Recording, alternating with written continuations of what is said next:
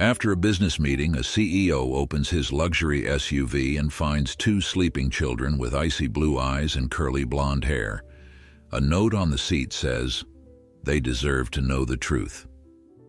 Before we continue, don't forget to subscribe to the channel, like the video, and comment where in the world you're watching from. Let's go. Ethan Caldwell stepped out of his office tower long after the city's skyline had begun to sparkle against the late evening sky. As the CEO of Caldwell Innovations, he was accustomed to being the last one to leave, finalizing contracts with international partners, reviewing product strategies, and poring over quarterly reports until his eyes burned. It was a routine he had perfected, the kind of lifestyle that demanded every last moment of focus. Yet on this night, he found his thoughts drifting elsewhere. His driver had called in sick, and Ethan planned to drive himself home, a task he hadn't done in months. As he strode across the underground parking garage, he clicked his remote key fob, and the headlights of his sleek black sedan blinked to life. The parking area, usually deserted at this hour, echoed with the soft hum of fluorescent lights and the faint, distant wail of sirens from the city above. He approached his car with the same calm efficiency he employed in every part of his life. The interior lights flickered on when he tugged at the door handle, revealing something that made him freeze in place. Curled up on the back seat were two children, their arms wrapped around one another, their eyes squeezed shut in fitful sleep. A boy and a girl, neither of them looking older than 7 or 8, their clothes tattered and their hair disheveled. For a moment, Ethan simply stood there, unsure if this was some trick of his exhausted mind. But no, they were most definitely real, and something about them, something in the line of their jaw, the curve of their cheeks, startled him with an unsettling familiarity. "Hey," he said quietly, fighting the urge to demand they explain themselves. The boy stirred first, blinking in the harsh overhead light. Beside him, the girl clutched a small backpack to her chest, as if protecting all her worldly possessions from an unseen threat. They didn't speak at once. Fear and exhaustion collided in their wide, wary eyes. Ethan felt a rush of concern he hadn't experienced since he was a child himself, an emotion so foreign that he could scarcely name it. "Sir, we're sorry," the boy managed, voice trembling. "We didn't mean to. We were just—" His words caught in his throat. He lowered his gaze, as if expecting to be yelled at or thrown out. The girl remained silent but clung to the boy's arm in a gesture that suggested he was her only comfort in the world. Ethan cleared his throat. "What are you two doing here?" he asked, trying to keep his tone gentle. He glanced around the empty garage as if searching for a guardian or parent who might have directed them to take shelter in someone else's car. But there was no one. Just the cold concrete walls and the muted flicker of overhead lights. The boy swallowed. "We needed somewhere warm," he whispered. "We couldn't stay where we were last night." The girl nodded mutely, her grip on the backpack tightening. Ethan felt his mind whirl with questions. The city was filled with stories of hardship, of children slipping between the cracks of a system designed to protect them. But that never happened in his world. He knew of such tragedies only through philanthropic reports or charitable events he sponsored. Not here, not in his direct line of sight, and certainly not sleeping in his personal car. And yet, these two had found their way in, seeking comfort or safety. Another wave of that unsettling recognition flickered through him. He studied their faces more closely in the glow of the sedan's dome light. Perhaps it was the fatigue in his own eyes, but he couldn't shake the feeling that they bore an uncanny resemblance to him. "What are your names?" he asked, doing his best to keep his composure. The boy's voice was barely above a whisper. "I'm Riley, and this is my sister, Rosie." Rosie peeked up at Ethan, her eyes large and uncertain. Ethan inhaled, stepping back from the open door. "Riley, Rosie," he repeated softly. the syllables surprising him with their warmth. "You can't stay in my car all night." He kept his gaze locked on them, measuring every flicker of emotion that crossed their features. Usually he was adept at reading business opponents, at dissecting the body language of potential partners. Now he felt out of his depth, uncertain of how to handle two frightened kids who clearly had nowhere else to go. Riley lowered his eyes. "We'll leave," he said quickly, sliding off the seat and reaching for Rosie's hand. "I'm sorry, we didn't break anything, we promise, we were just so cold." Before either of them could fully exit, Ethan held up a hand. "Wait, it's not safe for you to wander around tonight, especially not this late." He couldn't believe what he was saying. He had never considered himself a caretaker, not in the slightest. Yet here he was, offering them shelter. "You're both freezing. Let's go upstairs, and we'll figure out what to do next. Understand?" Riley seemed torn between relief and suspicion, but Rosie tugged on his arm, nodding with such desperate hope in her eyes that Ethan's heart gave an unexpected lurch. He led them to the elevator, typing in his private access code.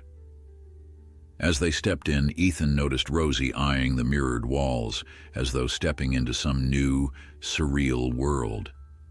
Riley kept his gaze firmly on the floor, never letting go of his sister's hand. When the elevator doors slid open to the executive suite, Ethan guided them past silent offices and rows of tinted glass. He opened a side door to a lounge reserved for top-level staff. The overhead lights flickered on, illuminating modern couches, a polished marble table, and a small kitchenette. Ethan gestured for them to sit. He pulled 2 blankets from a cabinet he knew was stocked for late-night employees who crashed on the couch after long stretches of work. Kneeling down, he draped the blankets over their shoulders. Rosie let out a tiny gasp of gratitude, hugging the blanket close. "Thank you," she managed. Her voice was so soft that Ethan had to strain to hear her.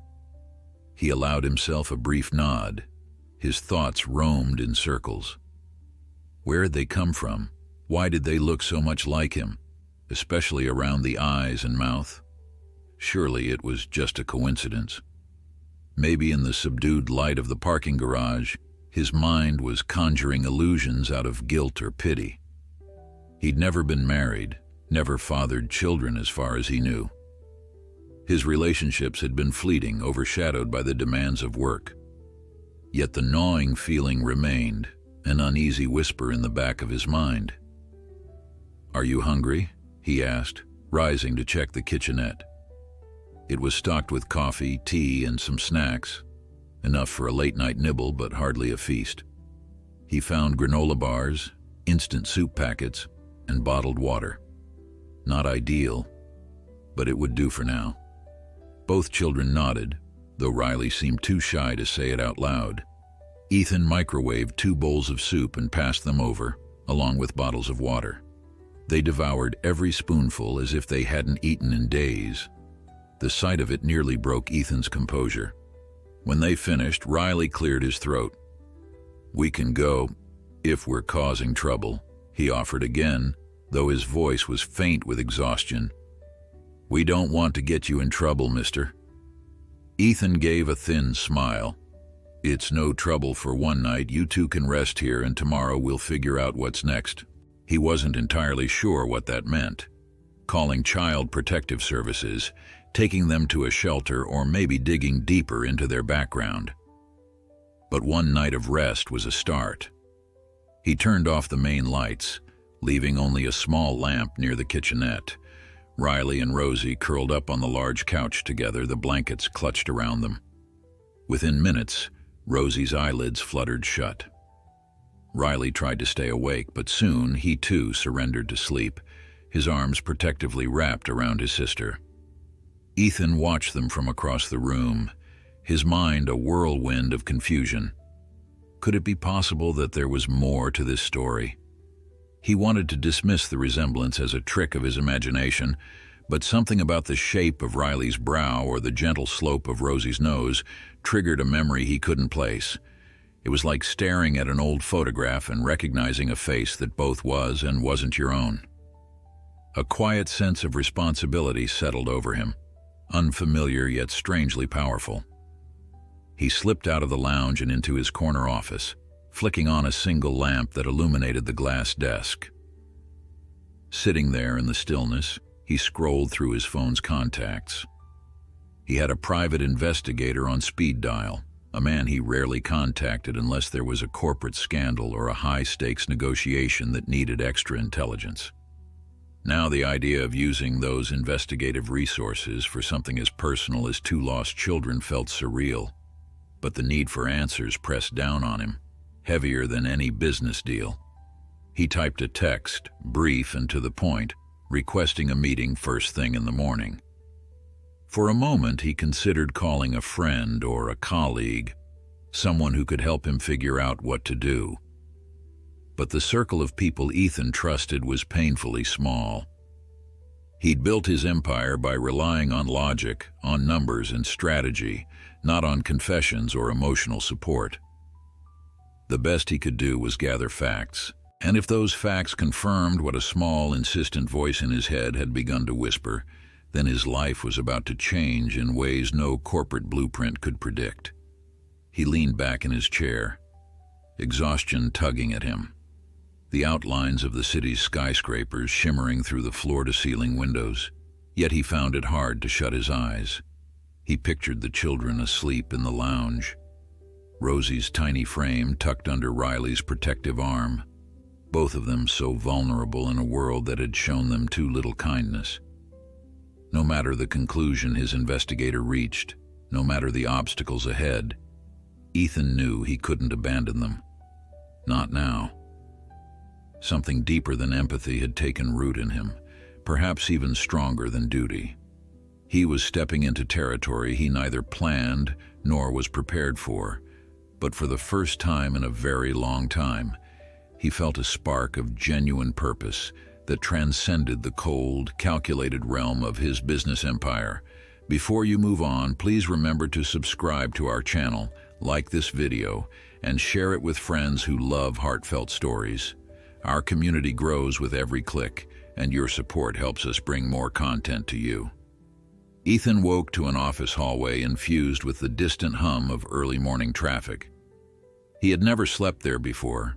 He usually preferred his penthouse with its minimalist decor and silent rooms, but the quiet presence of 2 children down the corridor made his usual routines feel strangely irrelevant.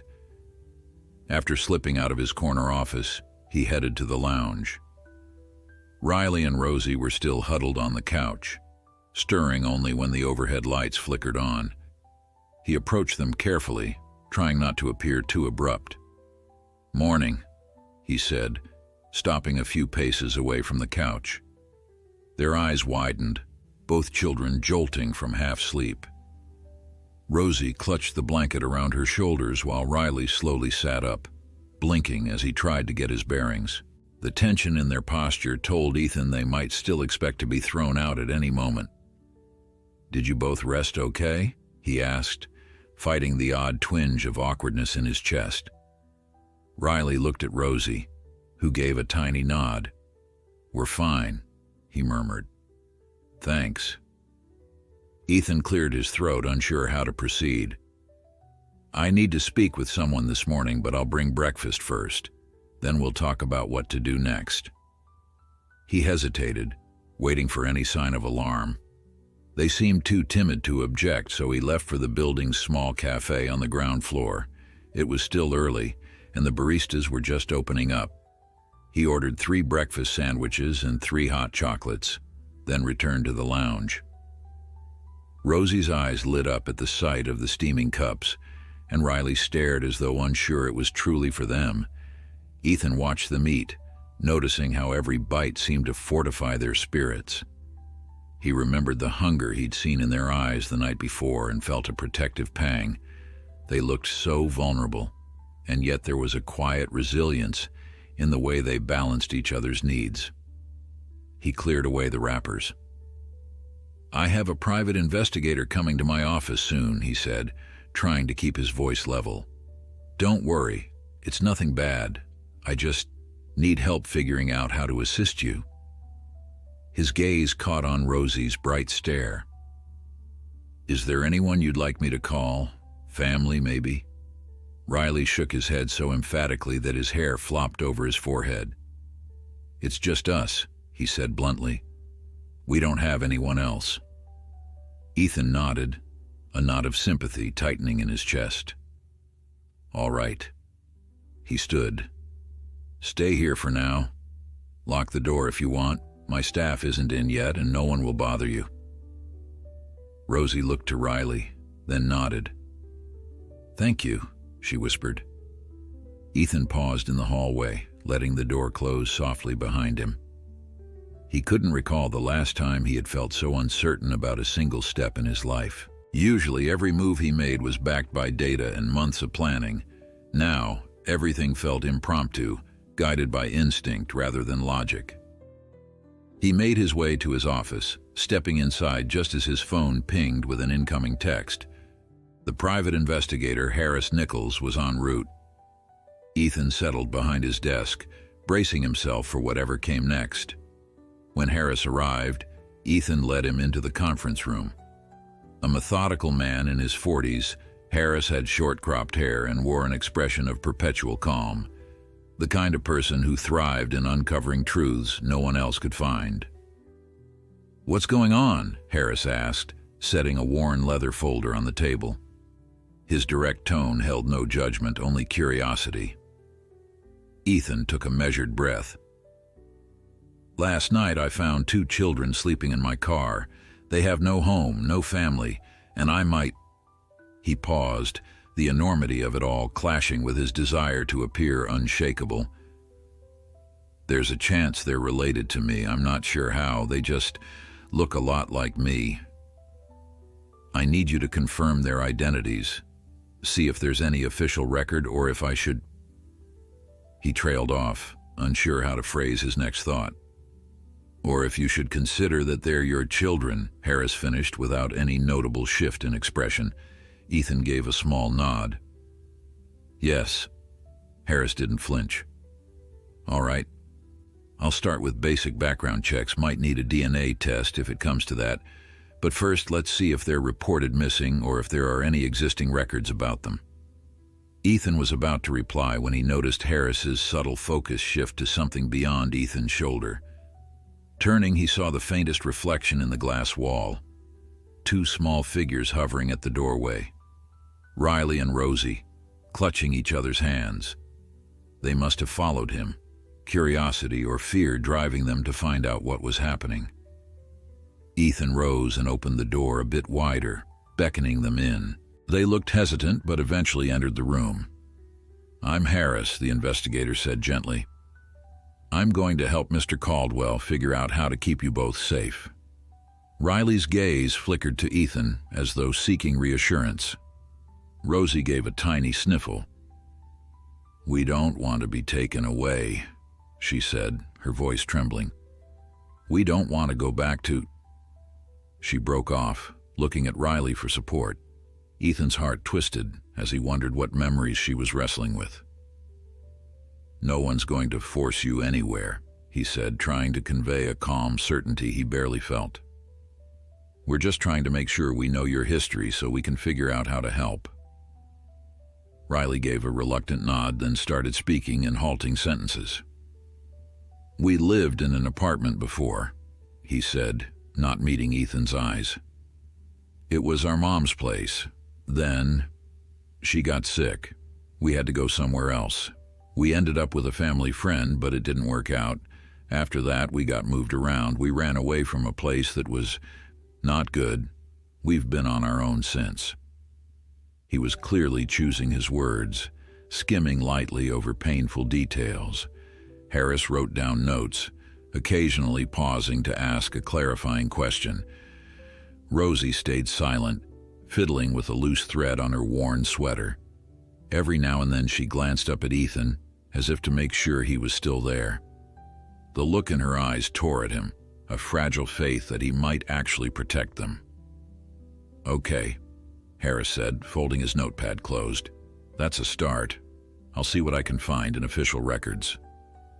Ethan walked Harris out, leaving the children in the conference room for a moment. Harris leaned in slightly. "They're scared," he said quietly. "They might not open up about everything at once. Let me know if you want me to expedite those DNA tests. In the meantime, I'll do a sweep through missing persons and social services data." Ethan nodded, feeling the heaviness of the next steps. "Thank you." Once Harris was gone, Ethan returned to the conference room. He found Riley pacing near the window and Rosie glancing around uneasily. "Would you like to see where I live?" Ethan asked, the question surprising even himself. "I have space. You might be more comfortable there for a few days, at least until we figure out what's next." Their reactions were immediate. Riley froze, while Rosie's mouth dropped open. "You want us to stay?" she asked in disbelief. Ethan nodded. "I can't leave you to fend for yourselves, and I'm not dropping you at a shelter before we have more information. So yes, if you'll let me, I'll drive you to my place and show you around." Riley let out a shaky breath. "Okay," he murmured, though he looked less confident than his words suggested. "But if this isn't okay for you, it's okay," Ethan assured them. "Let's gather up your things and we'll head over." He paused. "Actually, do you have any other belongings? Anything left behind somewhere?" He realized how naive the question sounded once it left his lips. They shook their heads. Rosie tightened her grip on her tattered backpack. "That's it," Riley confirmed. "We carry everything with us." Ethan said nothing, only nodded and guided them toward the elevator. Down in the parking garage, he couldn't help but recall the previous night's shock when he'd seen them in his back seat. Now, they slid into the car with hesitant acceptance. Rosie clutched her backpack, Riley placed a protective arm around her, and Ethan started the engine. His penthouse was located in an exclusive high-rise overlooking the river. The drive there was a swirl of city lights, traffic, and Ethan's thoughts all overshadowed by an unspoken question. Could they truly be his? If so, how? Had someone deceived him? Or was there a lost chapter in his life he had never known? When they arrived, the concierge regarded Ethan's unusual companions with polite surprise. Yet no one spoke as Ethan led the kids up to his private residence. He keyed in the door code and the front doors glided open into a spacious foyer with sleek marble floors. Rosie gasped, stepping inside as though it was the entrance to another world. Riley's eyes scanned the open-plan living area, the tall windows revealing a panorama of the city's skyline. Everything was tasteful, modern, and almost sterile. "You live here by yourself?" Riley asked, still hovering near the door as though afraid to leave footprints on the immaculate floor. Ethan nodded, setting his briefcase aside. "Mostly, yes. I've got a housekeeper who visits, but I don't usually have guests." He tried to banish the lingering note of loneliness in that statement. "I can show you each a room," he said quickly. "There's plenty of space. Let me grab some extra blankets." The children followed him, both silent. He directed them to a pair of guest rooms, each furnished with a bed, a small dresser, and a large window. Rosie chose the one with a wider view of the distant bridge, while Riley gravitated to the room with a tall bookshelf. Ethan had no children's books, of course, but there were a few literary classics that might prove interesting if Riley liked reading at all. Rosie inspected the soft duvet on her bed with wide-eyed wonder. "We've never had our own rooms," she admitted, touching the bedspread delicately. Ethan didn't know how to respond. The weight of their past was heavier than any corporate crisis he had ever tackled. "Make yourselves at home," he managed. "I'll order something for lunch. Any requests?" Their answers were uncertain shrugs. Ethan decided on something simple: pizza. It felt like a safe bet for children, even if he hadn't ordered it in years. As he placed the call, he saw them glancing around the living room, Rosie wandering to the giant windows that soared from floor to ceiling. She stood on her tiptoes to stare down at the city below. When the doorbell finally rang and Ethan opened the large black and gold front door, he found the delivery driver holding 3 boxes. He brought the pizza inside, setting it on a glossy table. Rosie sniffed the air and made a small noise of delight. Riley approached with curiosity, hands tucked into his pockets as if he couldn't believe anything was truly free. Ethan retrieved plates and drinks, and they settled around the living room's low table. By the time they finished the first few slices, the tension in the air had eased to a gentler uncertainty. Rosie began asking about the view, about the patterns of the water, even about the boats she could see in the distance.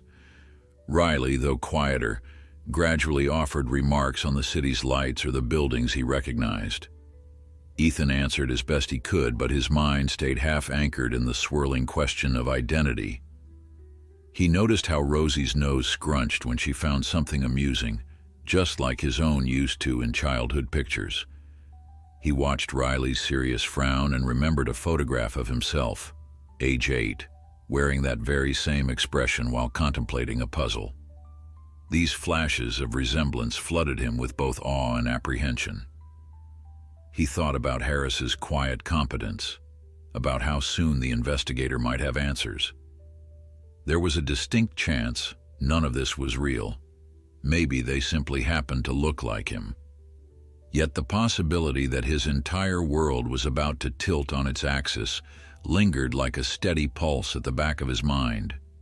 As he watched the children enjoy a rare moment of comfort, he realized that a part of him almost hoped they were his, though the implications were immeasurable. There was no easy path ahead, no neat resolution. But for now, they were safe, resting under his roof. He hadn't solved anything, but in their uncertain journey, a fragile sense of trust had begun to bud. When Rosie fell asleep on the couch that afternoon and Riley nodded off shortly after, Ethan covered them both with a soft blanket. He stood by the window, gazing at the changing light of dusk. The city below buzzed with millions of stories, each one shaped by chance and choice.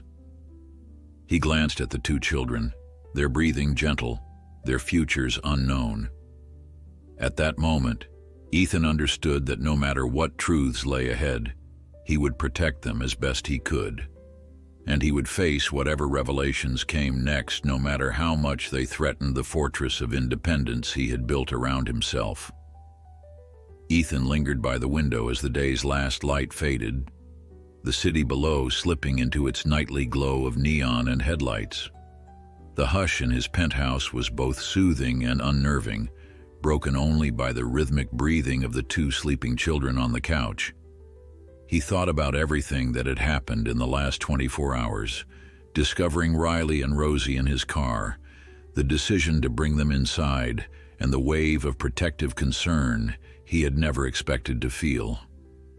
As the sky turned from lavender to charcoal, he realized that however many questions remained, he was in this now and there was no turning back.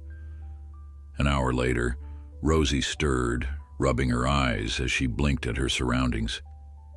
She seemed momentarily disoriented, as though she'd half expected the comfort of this place to vanish once she woke. When she realized she was still in the penthouse, a flicker of relief crossed her face. She gently nudged Riley, who rose with a start, his eyes instantly sharpening with caution. Ethan crossed the room and offered them both a glass of water, hoping to ease the renewed tension that had settled in. "You 2 fell asleep," he said, keeping his voice calm. "I thought it best not to wake you." They exchanged a glance as though uncertain how to respond. Finally, Rosie mumbled a soft, "Thank you," and Riley nodded. Satisfied that they had at least rested, Ethan considered how to broach the subject of what came next. Harris would be gathering information, but no immediate answers would arrive tonight. An unsettling feeling told him that once the truth emerged, his life might never be the same. "Are you hungry?" he asked. At the mention of food, Rosie's eyes lit up, while Riley gave a more guarded nod. Ethan ordered a simple dinner from a nearby restaurant. While waiting for delivery, He guided them to the small media room he rarely used, turning on a children's movie. He felt awkward, like an amateur caretaker stumbling through each step, but their curious stares softened when they saw the oversized TV screen flicker to life. He settled onto a separate sofa, giving them space. As the animated film began, Rosie edged closer to the screen, her face transformed by wonder. Riley, arms folded, stared at the bright colors, occasionally glancing over at Ethan as though gauging whether this strange generosity came with a hidden cost. A small pang jabbed at Ethan's chest. He wondered what experiences had shaped the boy's wariness and how deeply betrayal must have cut to make him so guarded at such a young age. When the food arrived, Ethan paused the movie, handing out portions of hot chicken tenders and fries. He noted the way Rosie tried to eat slowly, though her eyes betrayed hunger. Riley, on the other hand, devoured his food with methodical efficiency, as if each bite might be the last warm meal he'd see in a while. After they finished, Ethan offered them sweet, fizzy drinks, which they accepted with shy gratitude. Night pressed on, and Ethan found his mind drifting toward the day ahead. He had to make an appearance at his office, with endless meetings scheduled. But what about the kids? He couldn't just leave them alone. A thought struck him. Maybe he could request that one of his most trusted staff members stay in the penthouse to keep watch. Or he could take them with him, but that might be overwhelming. The reality of his situation weighed heavily, reminding him that no matter how enormous his corporate success, it offered no blueprint for raising children. He decided to consult them. After the movie, he gently turned off the TV and waited for them to face him. "Tomorrow I need to go to work. I can't leave you two by yourselves. Would you be comfortable staying here with someone I trust, or do you?" He paused, considering if it was too soon to bring them out in public. "Want to come with me and hang around my office for a few hours?" Rosie looked to Riley, silently deferring to him. Riley frowned in thought. "We don't want to be a bother," he said quietly. "If you have a friend who can stay here, that might be easier."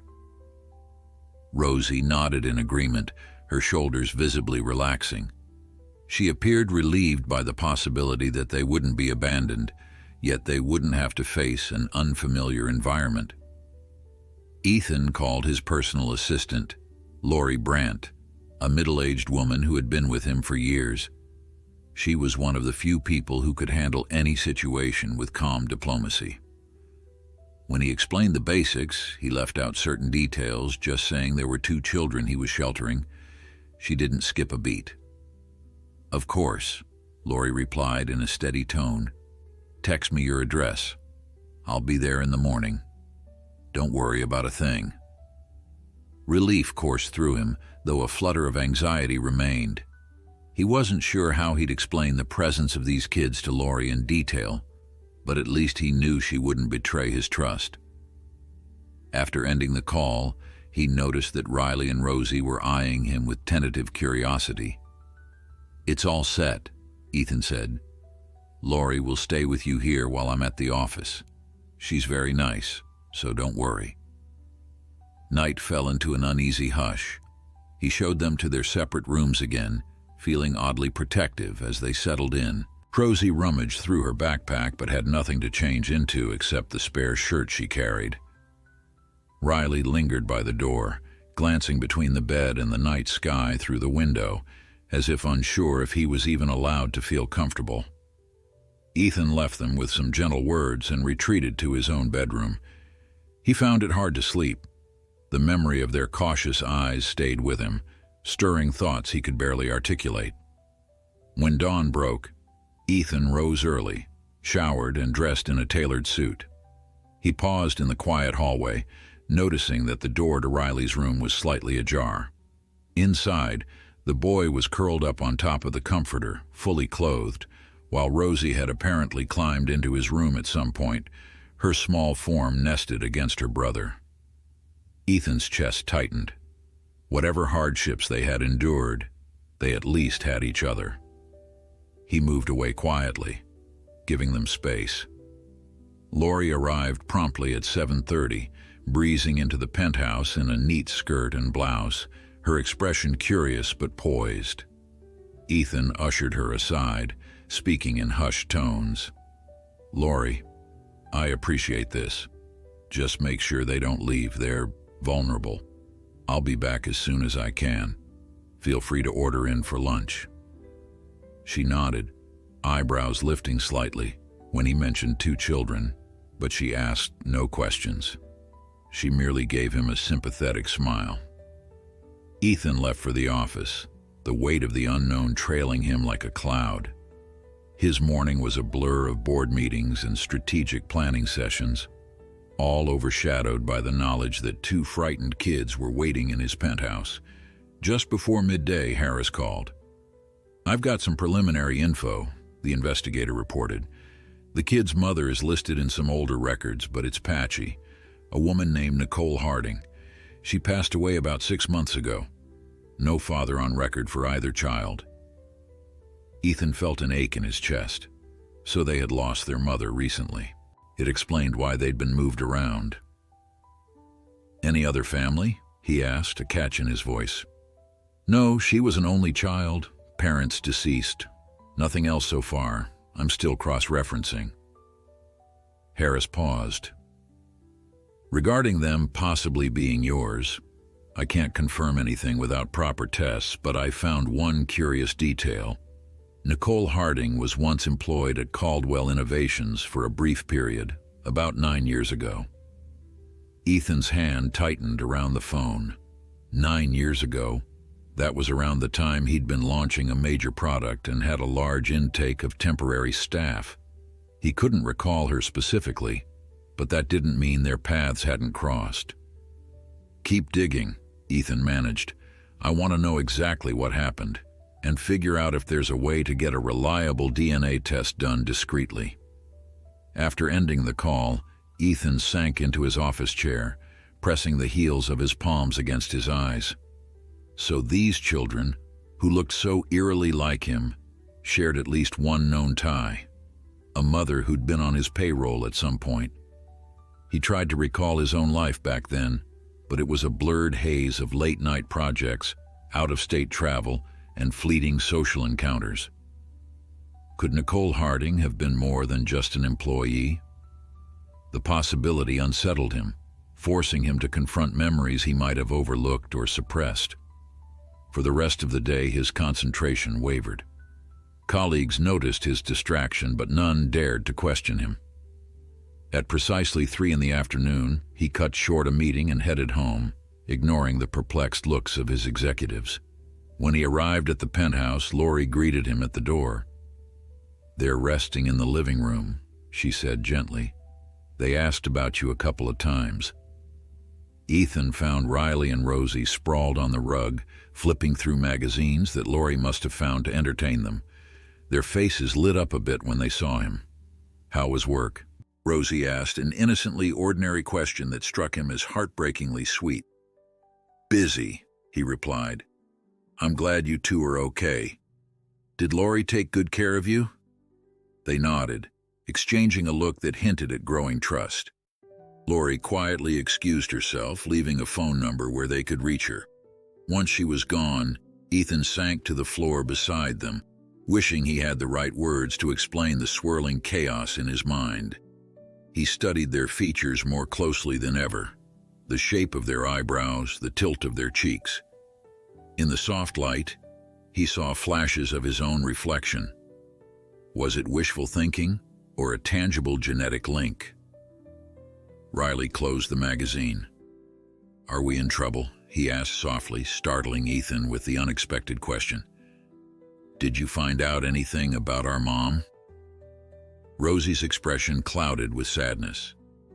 Ethan set a reassuring hand on Riley's shoulder. "You're not in trouble," he said. "I did find out that your mother's name was Nicole Harding. She worked for my company a long time ago. I'm sorry she's not here now." Rosie's eyes glistened. "She tried so hard," she whispered. "She told us she wanted us to have a better life, that she'd figure it out, The little girl trailed off, her voice unsteady. Riley touched her arm gently, trying to calm her. Ethan felt a surge of sorrow, wishing he had known Nicole's struggles before it was too late. If she had indeed been a fleeting part of his life once, how had everything gone so tragically off course? "I promise you both," Ethan said, fighting to keep his voice steady. "I won't let you fend for yourselves again. I can't say I have all the answers, but I'm here. And as soon as I know more about where we stand, we'll make a plan together." He glanced toward the windows, where the last of the day's light was fading, the city preparing its evening display of shimmering buildings. The same city that had let these kids slip through its cracks was now the place where their futures might change forever. They nodded, uncertain but hopeful, the weight of the moment swirling around them like the glow of the skyline. Ethan leaned back against the couch, exhaling a breath he hadn't realized he'd been holding. Tomorrow, more revelations might come. He would have to face the possibility that these children were truly his own. And if they weren't, he would still have to decide whether to fight for custody or to find them a stable home. But for tonight they were safe, and in the warmth of that small comfort, he could allow himself a glimmer of optimism. Before you go, please remember to subscribe to our channel, like this video, and share it with friends who enjoy heartfelt stories just like this one. By the following morning, Ethan had made an internal promise. He would not rest until he knew the truth about Riley and Rosie. Sleep had eluded him most of the night. Every time he closed his eyes, he saw flashes of that uncertain time 9 years earlier. Staff expansions, rushed hiring, people drifting in and out of his company's corridors like ghosts. He remembered the blur of late-night brainstorming sessions and impromptu celebrations after product launches. Yet he could not recall a single detail about Nicole Harding. That missing piece gnawed at him. He rose at dawn, quietly slipping out of his bedroom so as not to wake the children. They were still curled under blankets in the living area, having migrated there during the night. Judging by Rosie's halfway-off shoe and Riley's slightly rumpled expression, they must have dozed off in the midst of some whispered conversation. A pang of tenderness swelled in Ethan's chest. The sight of them leaning on each other gave him hope that, whatever the truth turned out to be, he could help keep them safe. After dressing, he prepared a quick breakfast of scrambled eggs and fruit, carefully setting plates on the low coffee table. The smell roused Riley first. He stirred, blinking in confusion until he remembered where he was. Then came Rosie, stretching her arms overhead before yawning and noticing the plates. Their eyes met Ethan's in a mixture of gratitude and lingering disbelief. "Morning," Ethan said softly.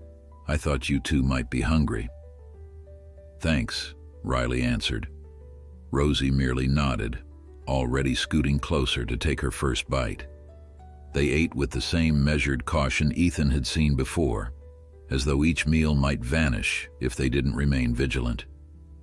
He tried to quell the lingering sadness that rose whenever he saw their wariness.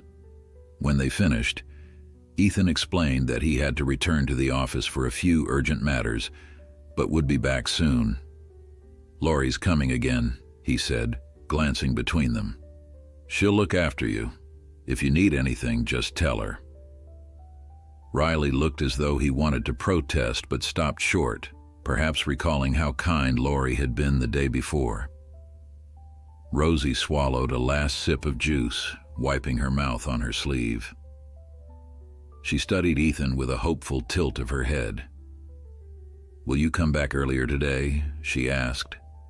He paused, feeling an unexpected surge of warmth at her question. "I'll do my best," he promised. "I want to spend more time with you both."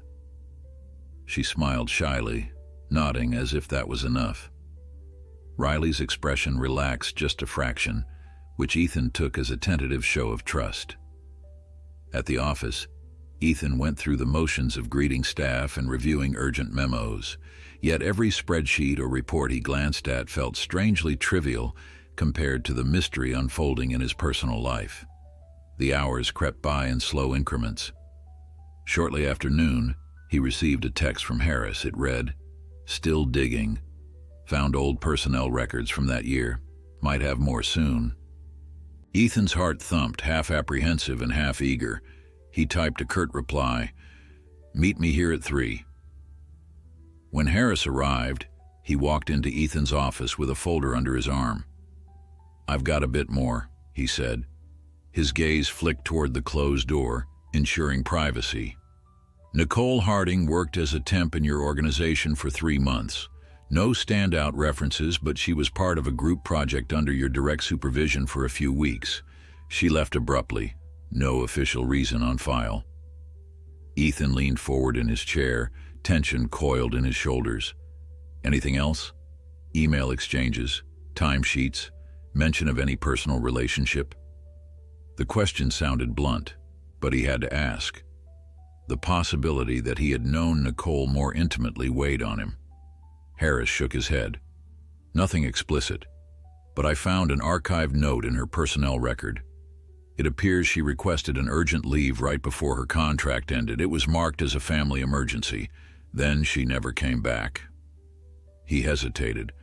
"Some staff do recall she was shy, serious about her work. No rumors or office gossip that I could dig up, though corporate memory only goes so far." Ethan raked a hand through his hair.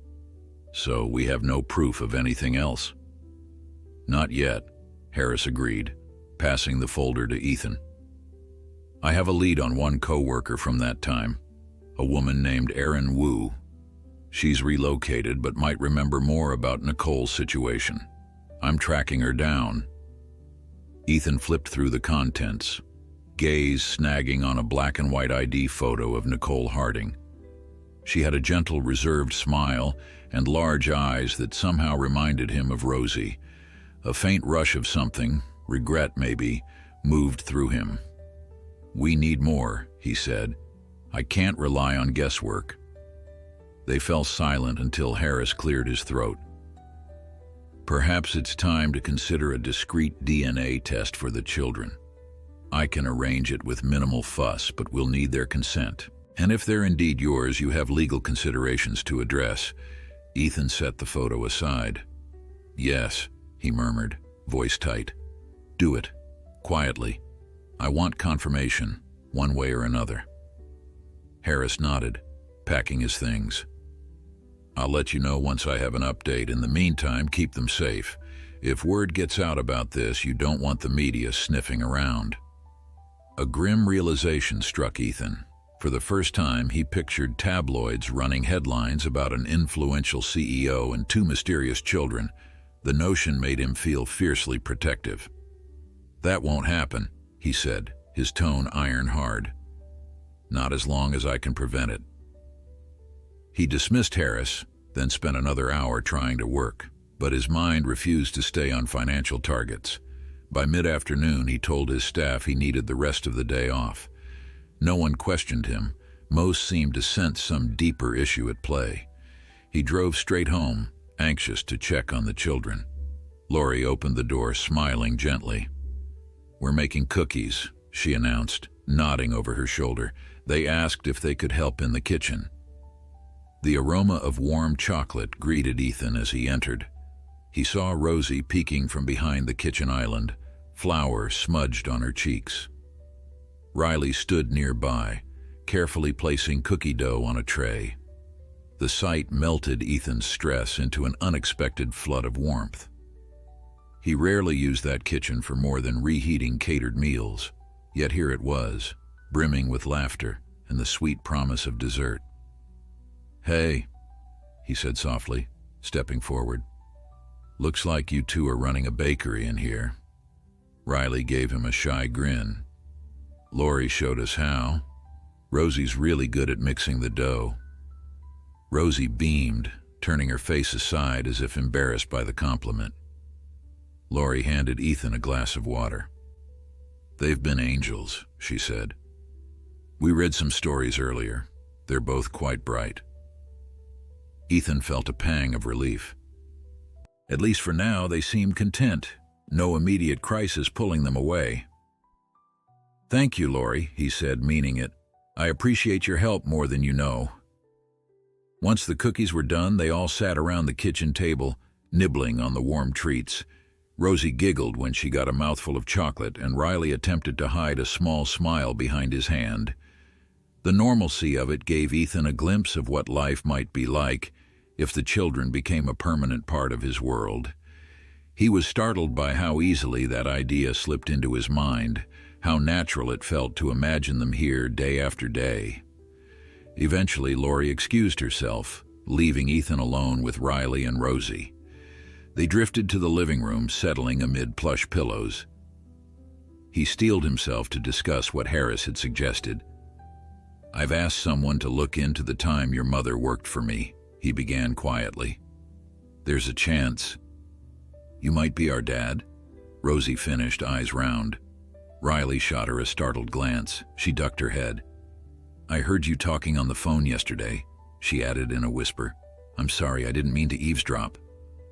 Ethan's mouth felt dry. "It's okay," he said gently. "I don't blame you for being curious. This is a lot to handle.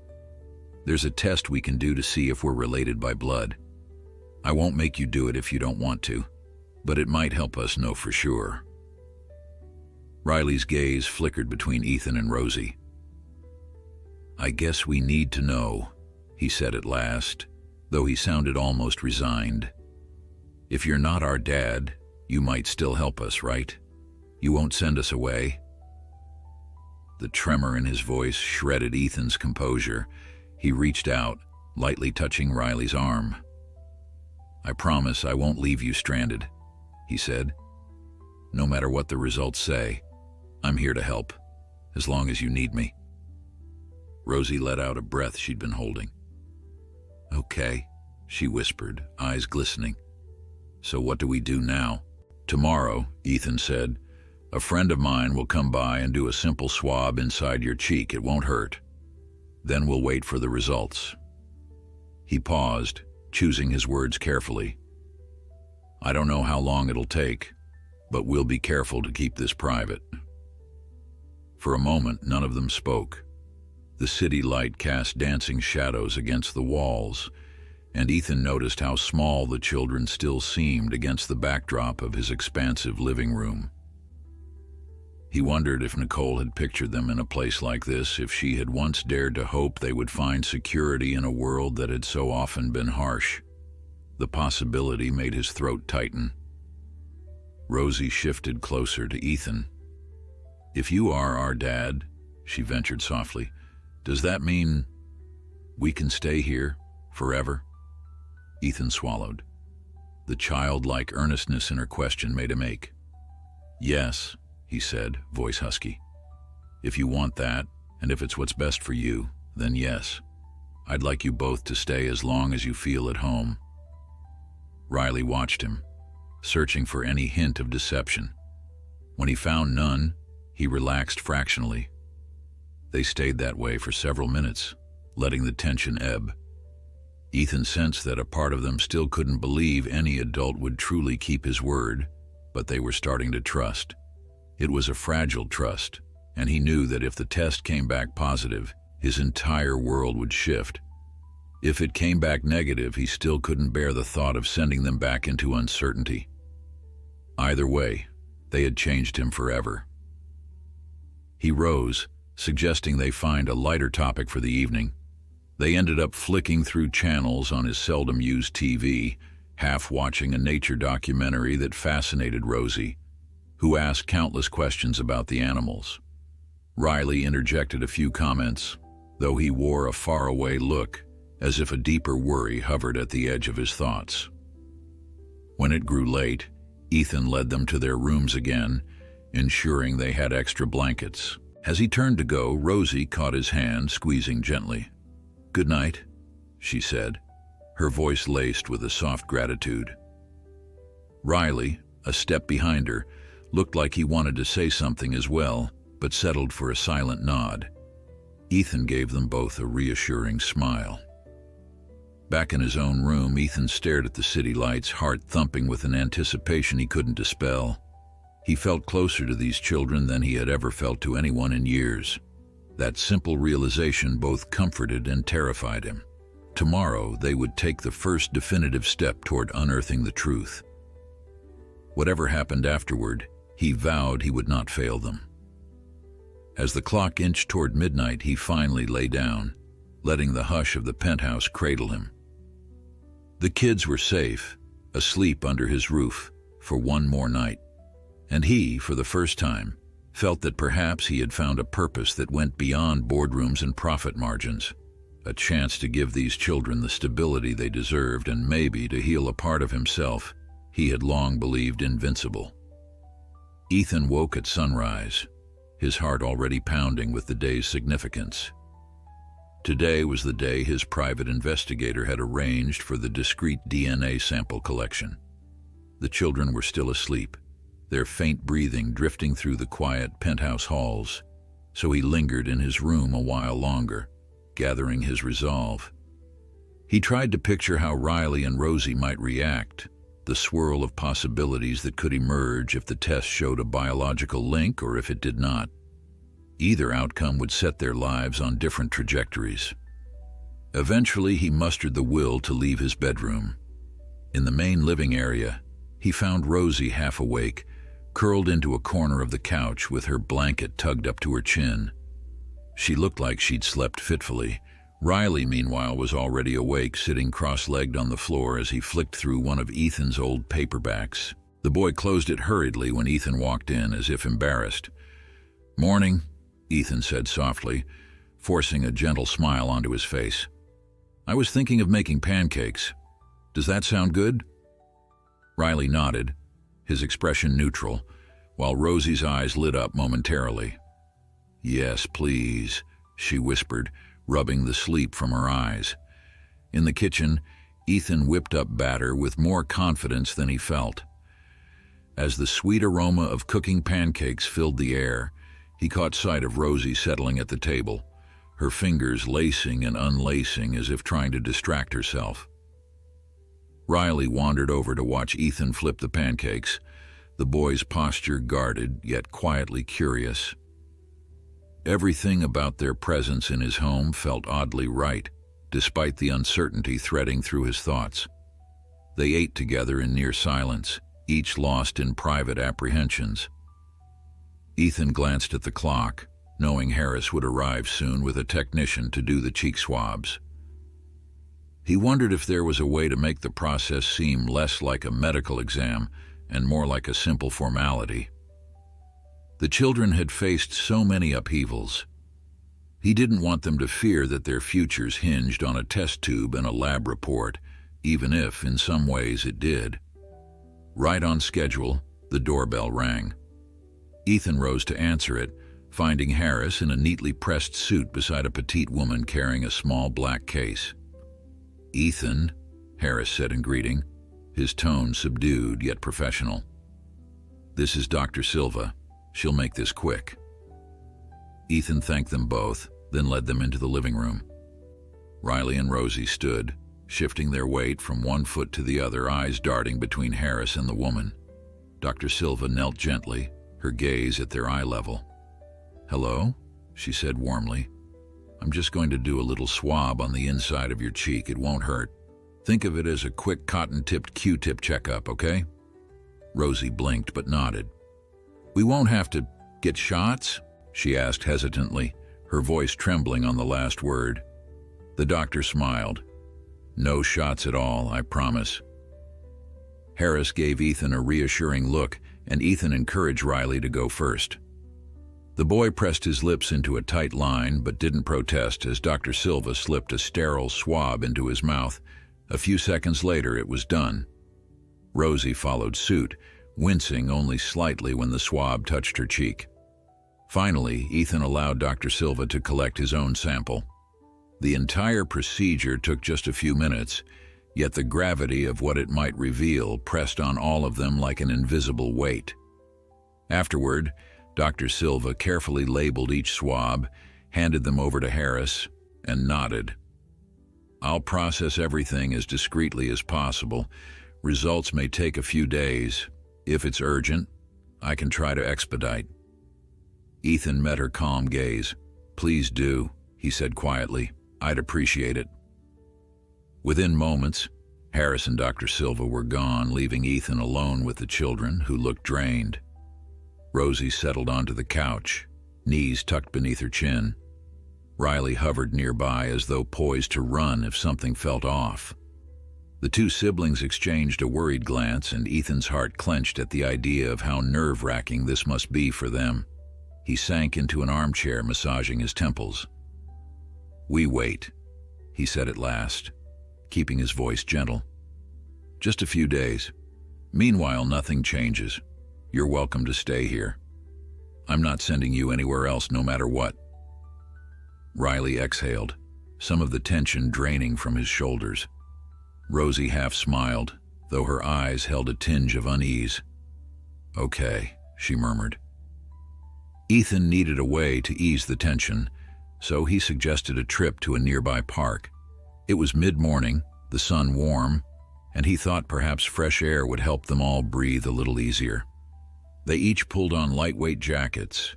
Ethan found a spare hoodie that fit Riley well enough, though the sleeves were a bit long. Rosie wore one of his sweaters, which hung on her like a dress, but she didn't complain.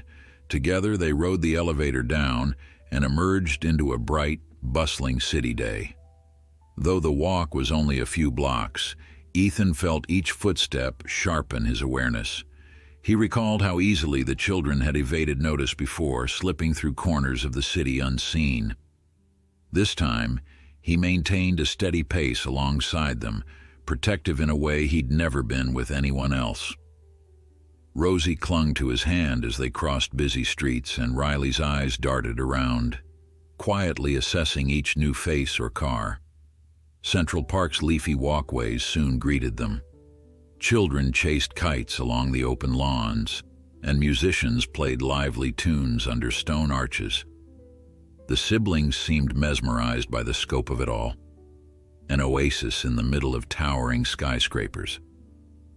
Ethan guided them to a tranquil pond, where ducks paddled near the water's edge. Rosie insisted on feeding them bits of bread from a cart nearby, delight lighting her face every time a duck waddled close. For a while, it felt like any normal outing, a man and two children exploring a city park on a sunny day.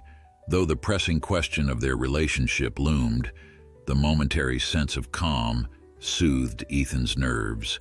He took mental snapshots of Rosie giggling at the ducks, of Riley studying a rowboat gliding by with quiet fascination.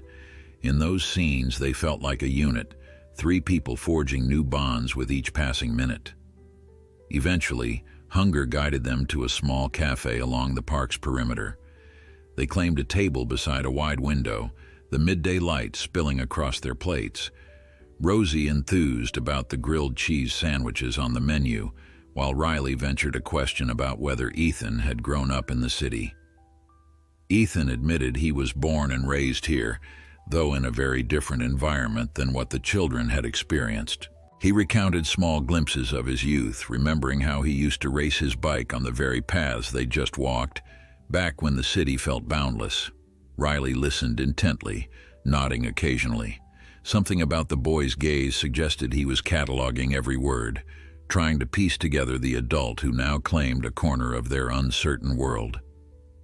Rosie, meanwhile, got absorbed in a silly story Ethan told about nearly falling into the pond when he was 10, and she giggled so hard at the image that passers-by glanced their way with indulgent smiles.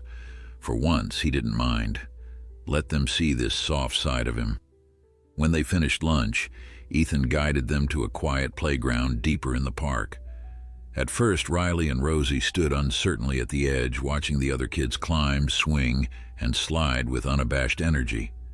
After a long pause, Rosie took a tentative step toward the swings, Riley trailing behind. Ethan hovered near a bench, prepared to intervene if they felt out of place. Yet slowly, the children wove themselves into the playground's rhythm. Rosie swayed on a swing, hair flying, while Riley climbed a low jungle gym, occasionally offering a small, proud grin whenever he scaled a higher bar. Ethan could hardly remember the last time he'd sat in a public park just observing the world. Corporate life had pressed him to move at breakneck speed, but now he found himself watching two children he cared about in ways he was only beginning to grasp. The test results might confirm a life-altering truth, but in this moment, they were simply kids. And he, to his own astonishment, felt something close to contentment as he kept them in sight. They stayed until clouds gathered overhead. The wind picked up, pushing scattered leaves across the grass. Rosie hopped off her swing with a soft squeal, beckoning for Riley to hurry. By the time they left the park, raindrops were beginning to fall, pattering on sidewalks and forming puddles near curbs. Ethan extended a hand and Rosie slipped hers into it, while Riley stuffed both hands in his hoodie pockets, trying to angle the hood over his head. It didn't stop the drizzle from dampening his hair, but he didn't complain. They quickened their pace, laughter erupting when the downpour intensified. Rosie squealed again, dancing around puddles as her shoes splashed water. Riley, rarely caught off guard, actually cracked a genuine grin as Ethan attempted, and failed, to shield them with a small umbrella. By the time they reached the apartment lobby, all three were half-soaked, hair plastered to their foreheads. Dripping water in the elevator, they laughed breathlessly.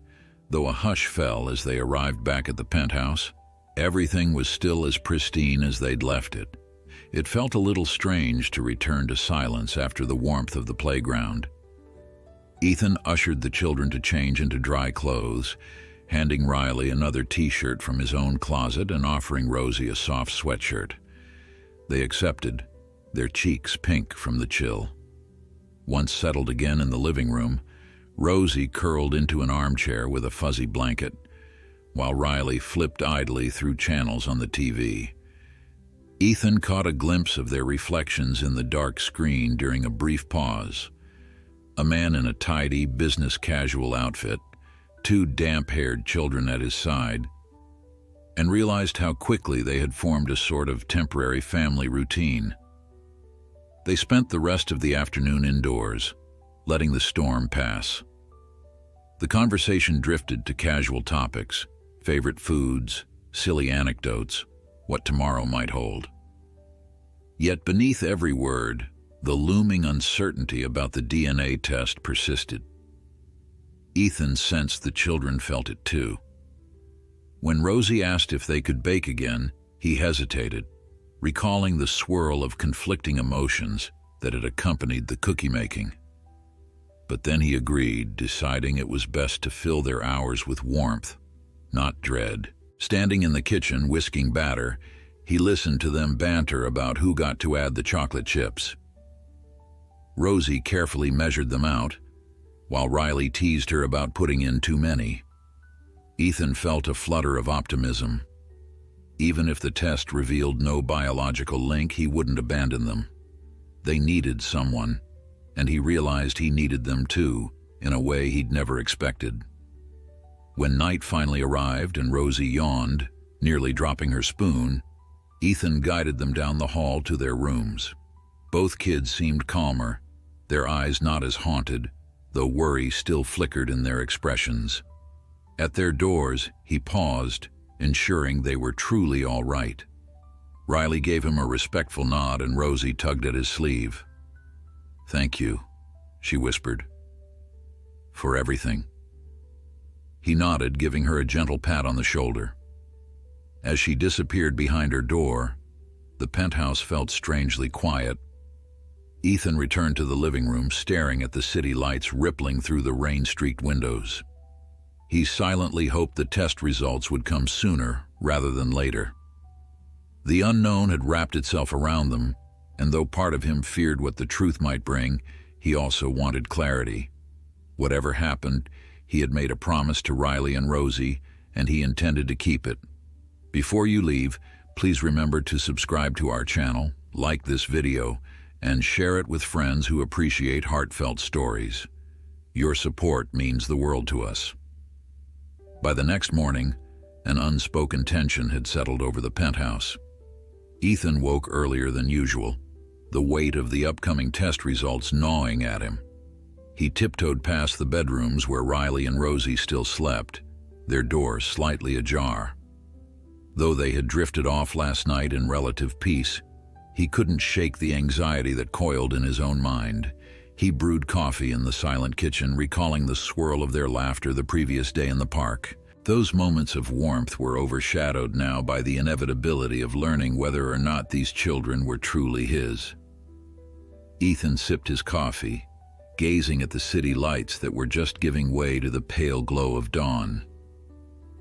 Last night's rain had left reflective puddles on the sidewalks, tiny mirrors capturing bits of sunrise.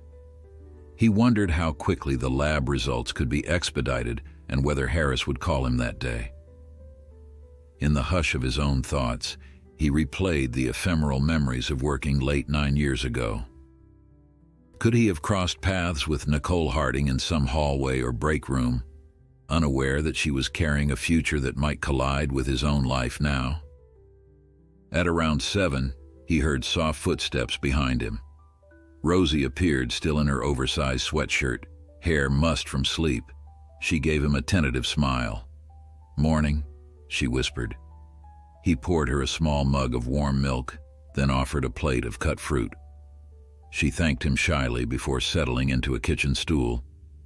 The windows revealed the city stirring awake, cars inching along wet streets. Rosie's gaze flicked to Ethan's face, searching for some reassurance. He recognized that glimmer in her eyes, the same hopeful question that haunted him. Would everything be okay once the truth finally came out? Riley joined them soon after, rubbing his face and stifling a yawn. He automatically checked the sky outside as if bracing for any new surprises. Ethan considered how best to fill their day without letting anticipation consume them. Perhaps they could watch a movie or play some board games. Anything to distract from the ticking clock. He asked if they wanted breakfast beyond fruit and milk. Both kids nodded, so he warmed leftover pancakes, offering syrup and fresh berries. They ate quietly, but a gentler atmosphere rested between them, a small bond forged by shared uncertainty and mutual hope.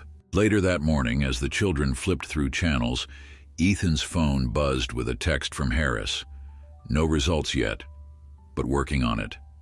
The simple message sent a ripple of frustration through him.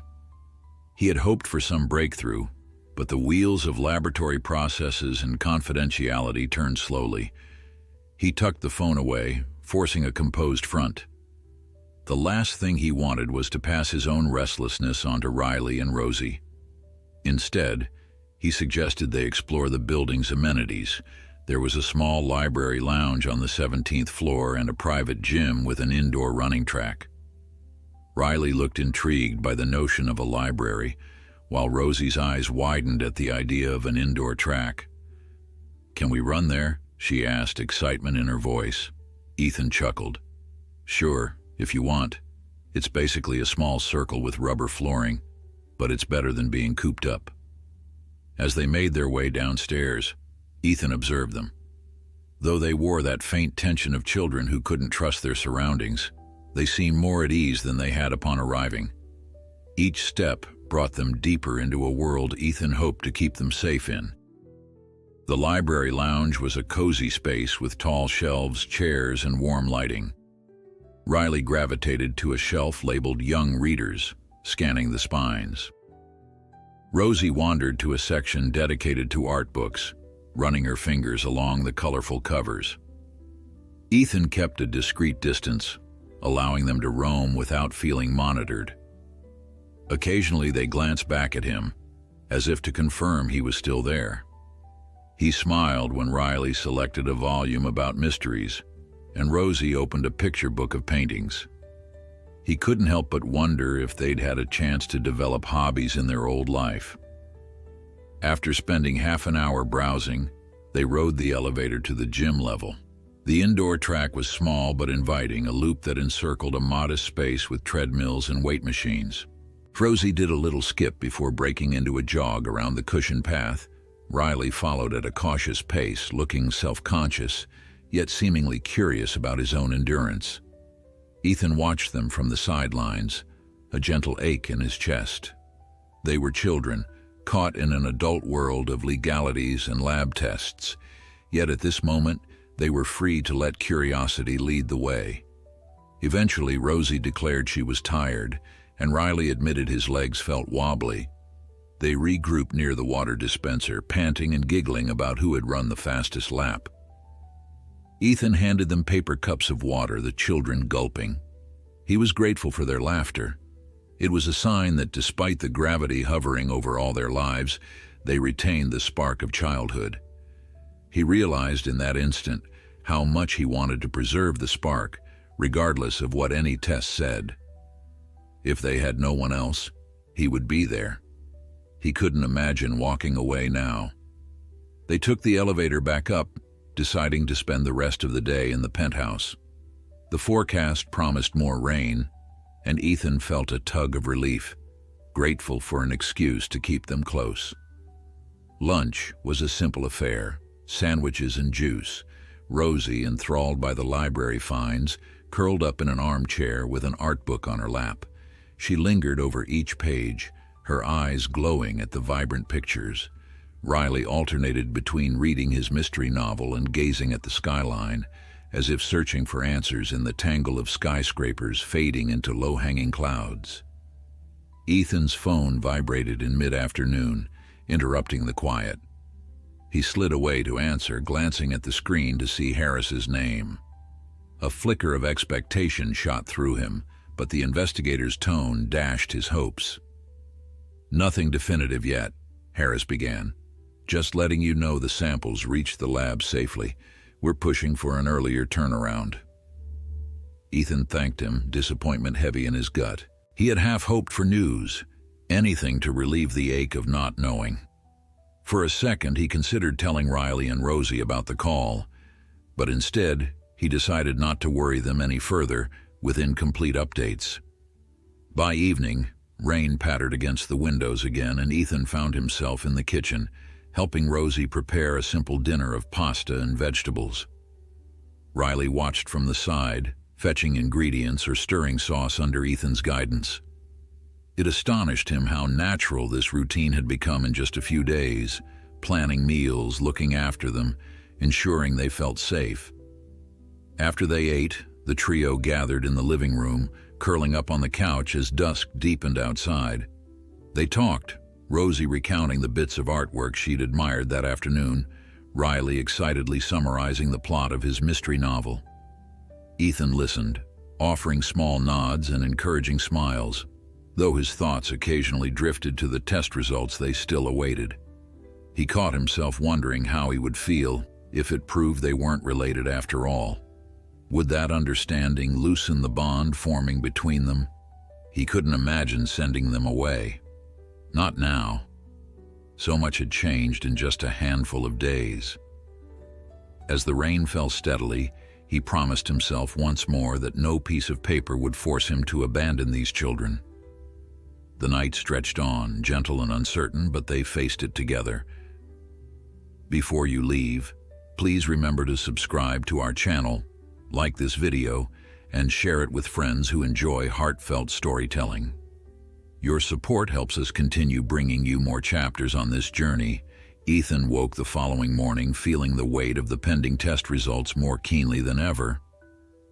Despite the quiet routine he had developed with Riley and Rosie, a faint tension lay beneath every interaction, as though they were all waiting for a puzzle piece that refused to click into place. At the breakfast table, the children spoke in hushed tones about the books they'd been reading, yet their eyes would flick toward him whenever a phone buzzed or a quiet moment lingered too long.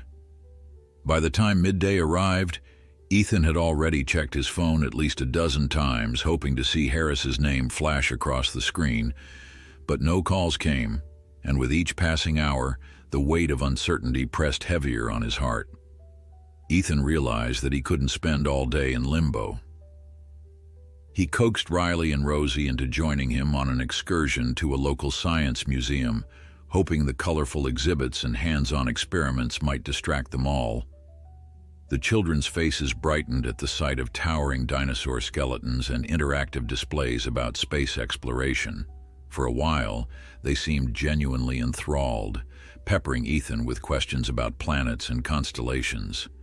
Even Ethan found himself swept up in their curiosity, grateful for a few hours where the looming test results didn't dominate every thought. Yet beneath the laughter and fascination, he sensed a collective unease, as though each new display only filled time until the inevitable phone call arrived. They pressed on, determined to squeeze every drop of wonder from the day. As they wandered from exhibit to exhibit, Ethan noticed how Rosie's curiosity blossomed each time she uncovered a new artifact. Riley, meanwhile, gravitated toward anything technological, lingering at an interactive robotics display and watching gears and circuitry with quiet fascination. Eventually, they stopped for lunch at the museum's cafe, selecting sandwiches and fruit cups. Between bites, they swapped impressions of the displays, with Rosie proclaiming she wanted to paint a mural of all the planets and Riley musing about how rocket engines worked. Ethan listened, heartened by their excitement. He couldn't recall the last time he'd had such lively mealtime conversation that wasn't about quarterly earnings or strategic partnerships. For once, he felt like a father, even if the test results remained elusive. Their wonder reminded him of dreams ignored. After their museum visit, the trio headed back to the penthouse where the threat of unanswered questions loomed. True to form, Riley and Rosie found small ways to fill the afternoon, reading on the plush sofa, paging through art books, and occasionally staring out the floor-to-ceiling windows. Ethan fielded a handful of work calls, struggling to maintain his usual business composure. Each ring of his phone sent a jolt through him, but the caller never turned out to be Harris. By late afternoon, the children fell quiet, drifting into a subdued lull that seemed born of cautious hope. Ethan felt it too, a sense that they were on the edge of an unseen boundary, waiting for a single piece of news to give shape to their fragile, growing bond together now. Early that evening, Ethan called for takeout, Chinese food with steamed dumplings and savory noodles. He set the table in the dining area, trying to imbue their meal with a sense of normalcy. Riley watched intently as Ethan popped open the cartons, stirring sweet and sour sauce into the rice.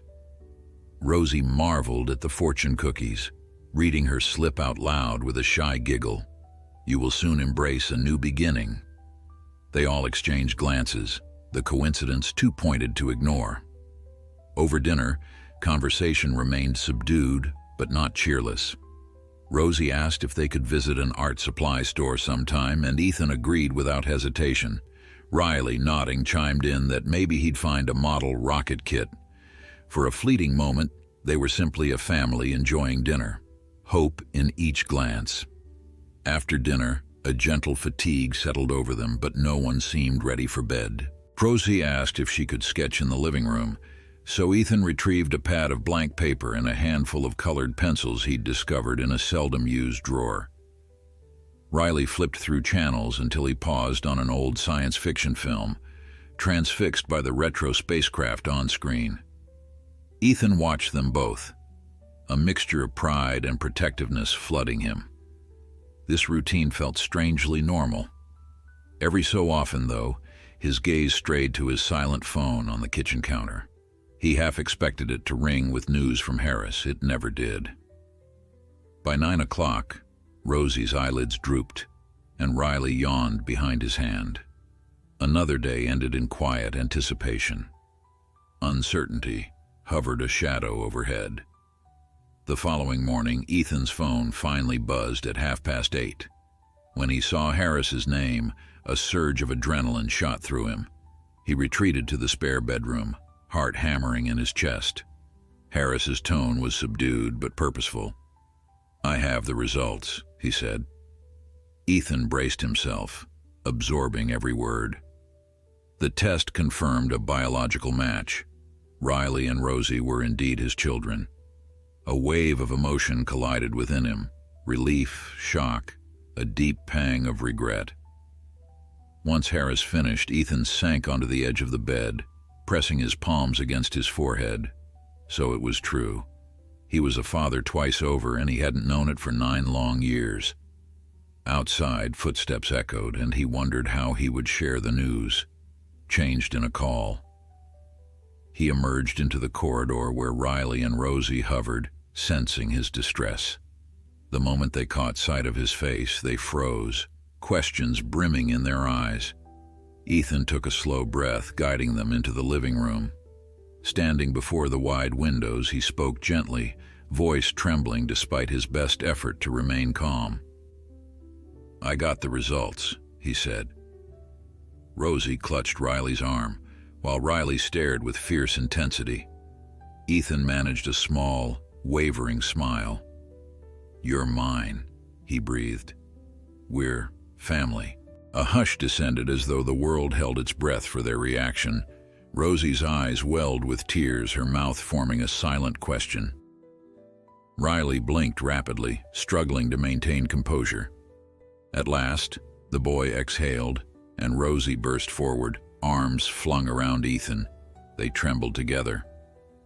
For a long moment, none of them spoke. Rosie sobbed quietly into Ethan's shirt, while Riley stood close, eyes shining. Then, as if a dam had cracked, questions poured out. Why hadn't they known sooner? Did their mother ever try to tell Ethan? How would their lives change now? Ethan answered haltingly, admitting he'd discovered their mother had once worked for him but left abruptly. He felt guilt twist inside him, regret at never noticing Nicole's struggles or the children she carried. Rosie wiped her tears, her small face resolute. Riley nodded, listening intently. When Ethan assured them they could remain by his side, their relief was palpable. Though echoes of sorrow lingered, a cautious hope formed. They were no longer alone, and Ethan vowed never to fail them again. They spent the rest of the morning huddled together, processing the reality that tied them forever. Rosie's tears gave way to trembling smiles, and Riley's protective stance softened as relief took hold. Ethan called Harris again, gleaning further details. No living relatives on Nicole's side. No contested guardianship that might complicate things. Legally, the path to formal custody was open, though it would require paperwork and time. For now, the children had what mattered most, a secure home and a father willing to stand for them. After the call, Ethan found himself whisking the children into a spontaneous outing to buy art supplies and model kits, determined to mark the day with joy rather than regret. Outside, sunlight glimmered on wet streets, and all three walked forward together. Hope lit steps. Ethan spent the rest of that day navigating a swirl of new emotions, buoyed by the realization that Riley and Rosie were truly his. The revelation threaded through every thought, sparking fierce determination to give them what they had lacked. Yet for all the warmth in his chest, he also felt pangs of guilt. Nicole had raised them alone, shouldering burdens he'd never known. If only he had paid closer attention to the people in his orbit, maybe he could have helped her, or at least prevented the children from ending up on their own.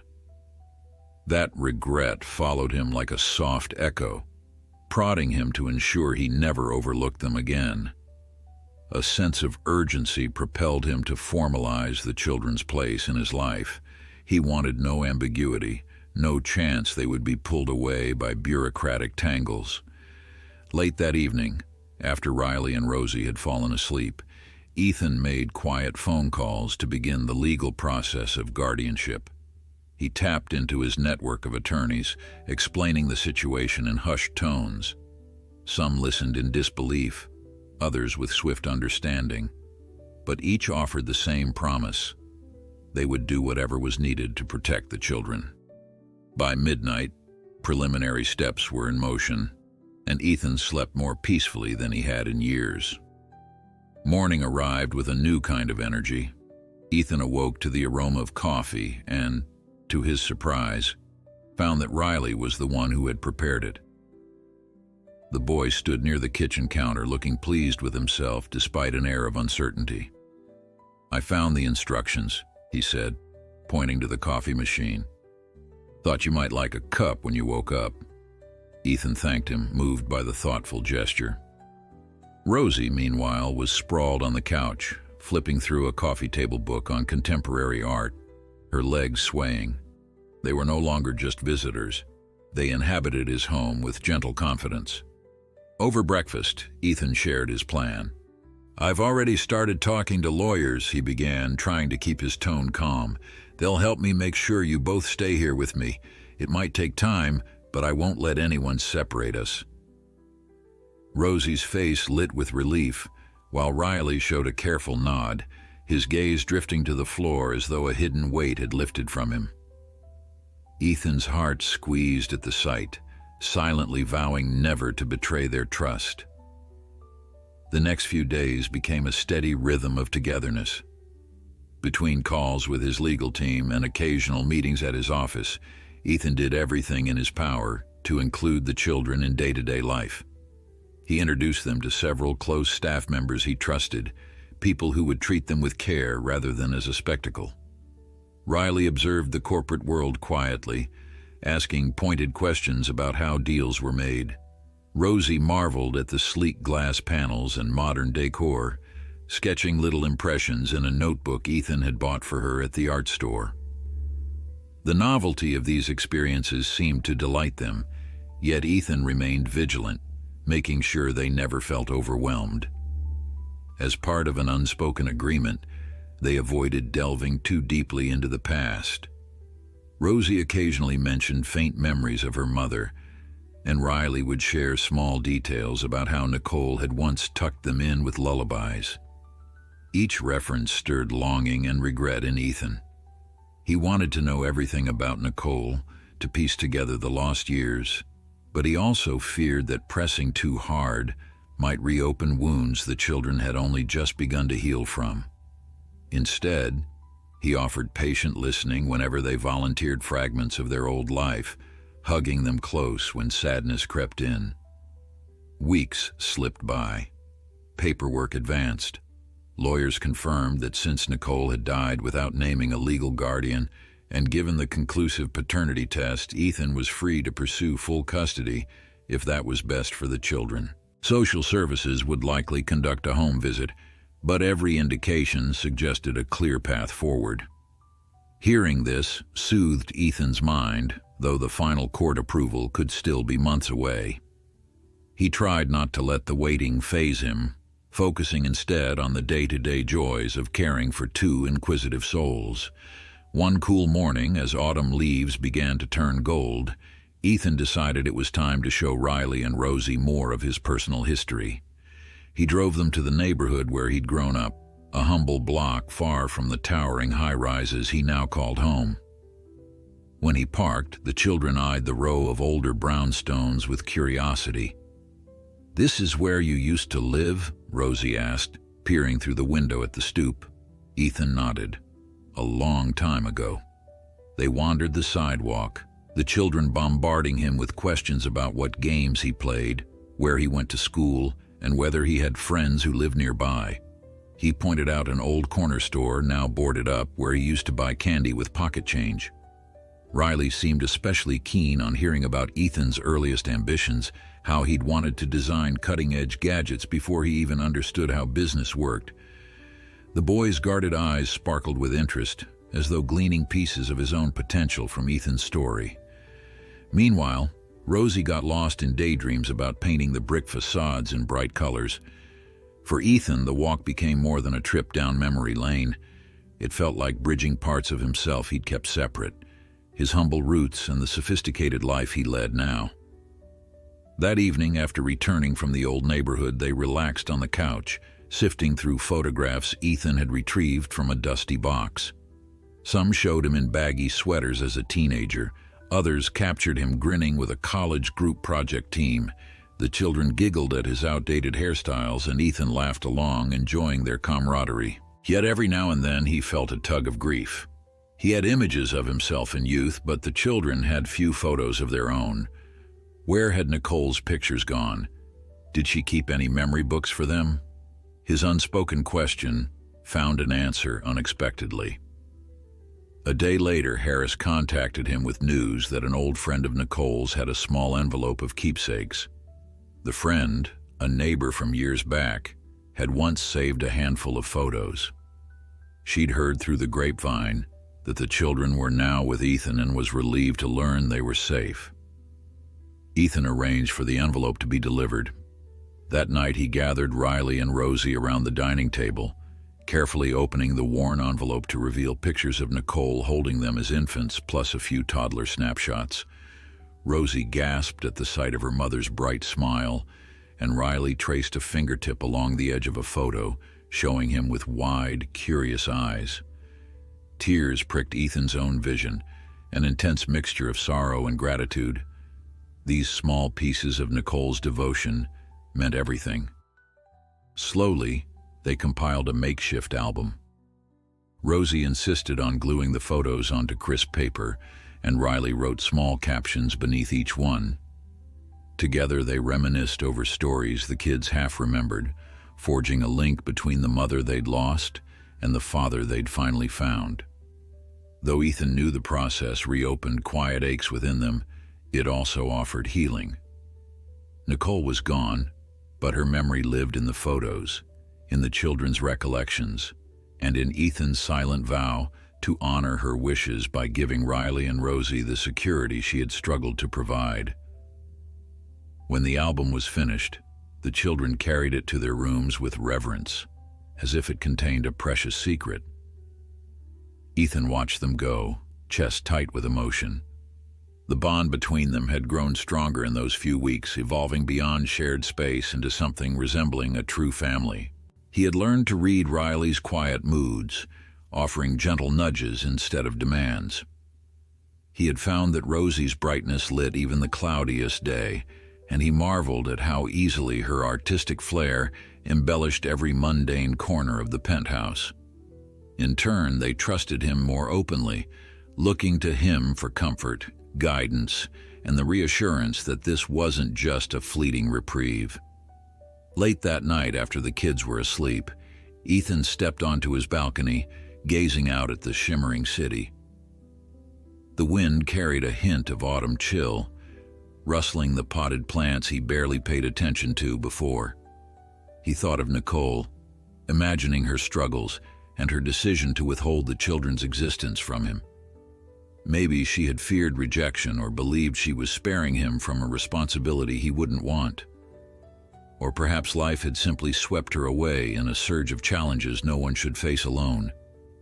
Whatever her reasons, the children were here now, and Ethan felt their presence like a blessing he'd never anticipated. They were real, they were his, and he intended to do right by them.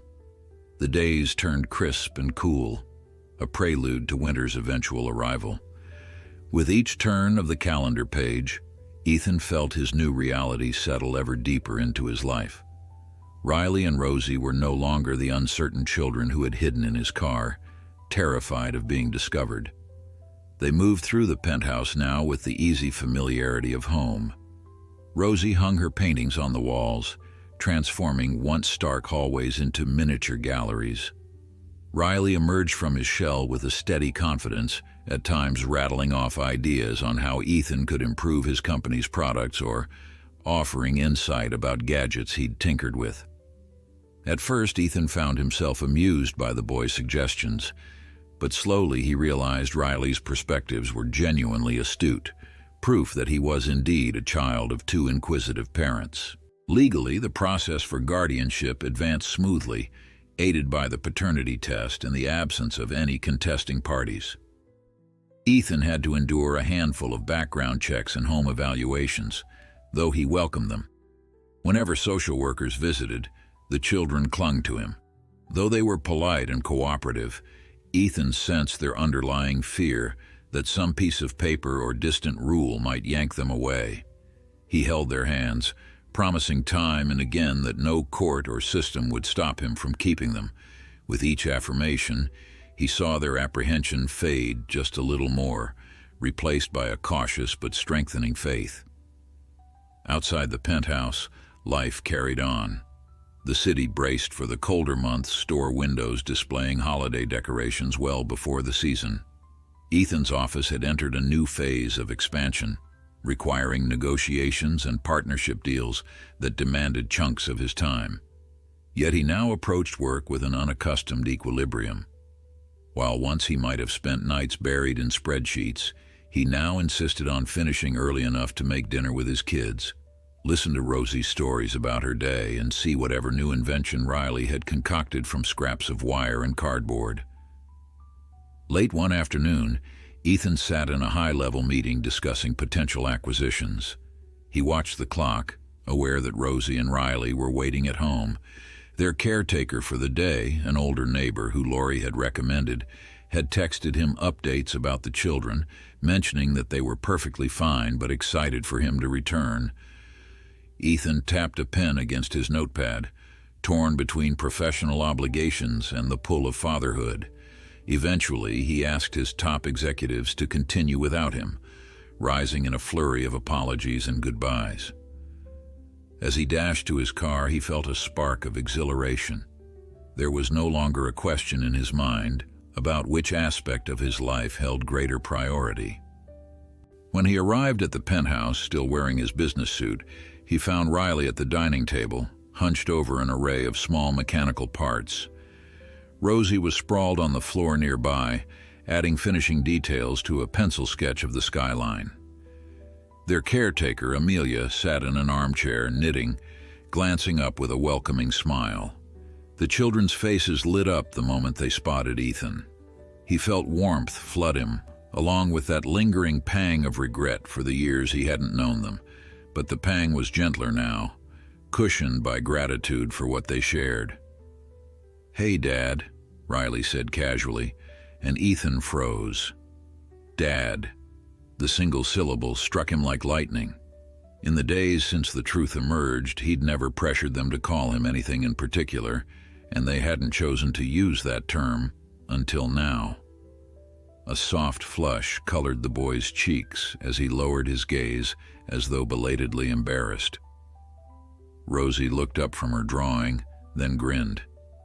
"Hi, Dad," she echoed, testing the word with a hint of laughter.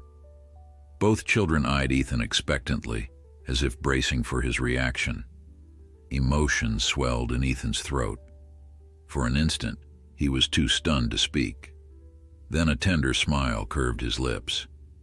"Hi," he managed, his own voice shaky. "What are you working on?" Rosie held up her drawing, an impressive pencil rendering that captured the city lights in exquisite detail. "Trying to get the reflections right," she explained, pointing to a small corner of the paper where a building's windows glimmered. Riley pointed to a makeshift circuit on the table, wires and a tiny motor. "I'm testing how a small fan blade might turn, but I need a battery pack that isn't dying," he said. Ethan nodded, feeling overwhelmed with pride for their blossoming talents. Amelia gathered her knitting, bidding them a calm goodbye, and Ethan saw her out with a quiet word of thanks. Then he returned to the living room, pulling off his suit jacket to sit cross-legged beside Riley's experiment. Together, they fiddled with the wires, eventually resurrecting enough charge in one of Ethan's old battery packs to make the makeshift fan buzz softly. Rosie came over, giggling at the breeze the tiny contraption produced. For a few minutes they huddled around it like conspirators, marveling at small wonders. When dinner rolled around, Ethan rummaged through the fridge. He found a stash of fresh produce and a box of pasta, half joking that they might invent a meal as randomly as Riley was inventing machines. Laughing, Rosie proposed they toss together a pasta primavera, sprinkling vegetables and cheese for flavor. Riley shrugged, game for anything. Ethan directed them gently, chopping carrots and peppers while they measured ingredients. The penthouse kitchen glowed with their shared endeavor, laughter mingling with the sizzle of a sauté pan. Each moment felt like a balm, a reminder that they were crafting the family tapestry Nicole had never gotten to see. Over dinner, Ethan listened to Rosie's elaborate plan for a future mural she wanted to paint on one of the penthouse walls, perhaps a sweeping scene of stars and city lights. Riley politely asked about Ethan's day, giving a sympathetic nod when Ethan confessed he'd left a meeting early. "It's okay," Riley murmured. "We like having you here." The simple truth in his tone made Ethan's chest tighten. For so long, success had been measured in accolades and stock values. Now success was these small, bright faces across the dinner table, content in his presence. After dinner, the three of them settled in the living room with mugs of hot chocolate. Outside, the city hummed under a milky sky, windows shining like constellations. Rosie began flipping through a glossy art magazine, pausing at prints of urban murals. Riley took apart one of his older model gadgets, explaining to Ethan how each part worked. Their chatter formed a gentle soundtrack to the evening.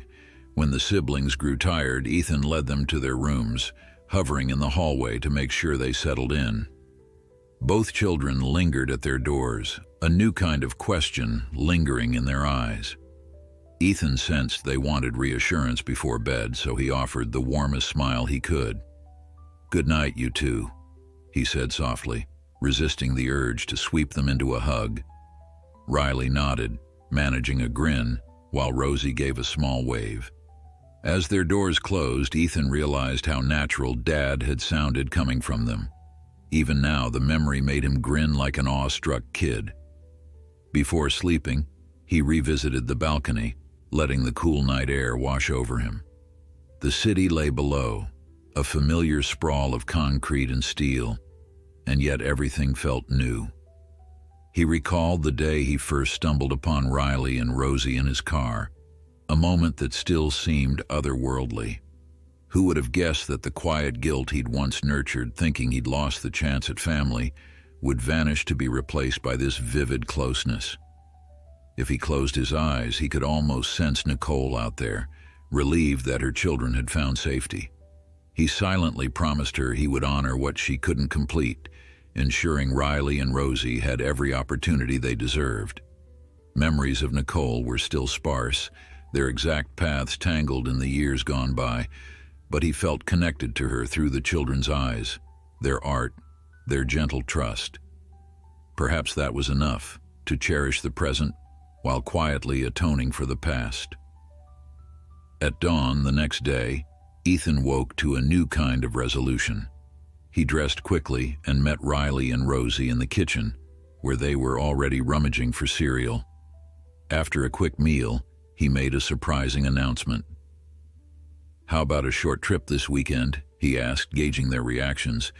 "We could drive upstate, rent a small cabin for 2 nights, maybe go hiking or just enjoy nature." Rosie nearly bounced with excitement, and Riley's face lit with curiosity. Neither had ever ventured outside the city's sprawl in their memory.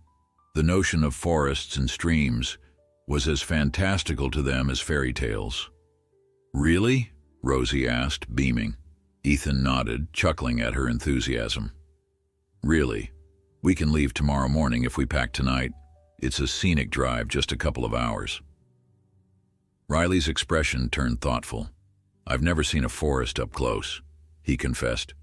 "I mean, besides pictures." Ethan ruffled the boy's hair affectionately, ignoring the flutter in his chest that came from this new intimacy. "You'll love it," he promised, picturing how both kids' eyes might widen at the sight of tall trees and leaf-strewn paths. When they agreed wholeheartedly, Ethan felt a surge of warmth. He spent part of the day tying up loose ends at work, contacting his executives to ensure things would run smoothly during his brief absence. Meanwhile, Riley and Rosie dug up sweaters and jackets they'd recently acquired, excitedly talking about how cold the cabin might be, whether they'd see deer or raccoons.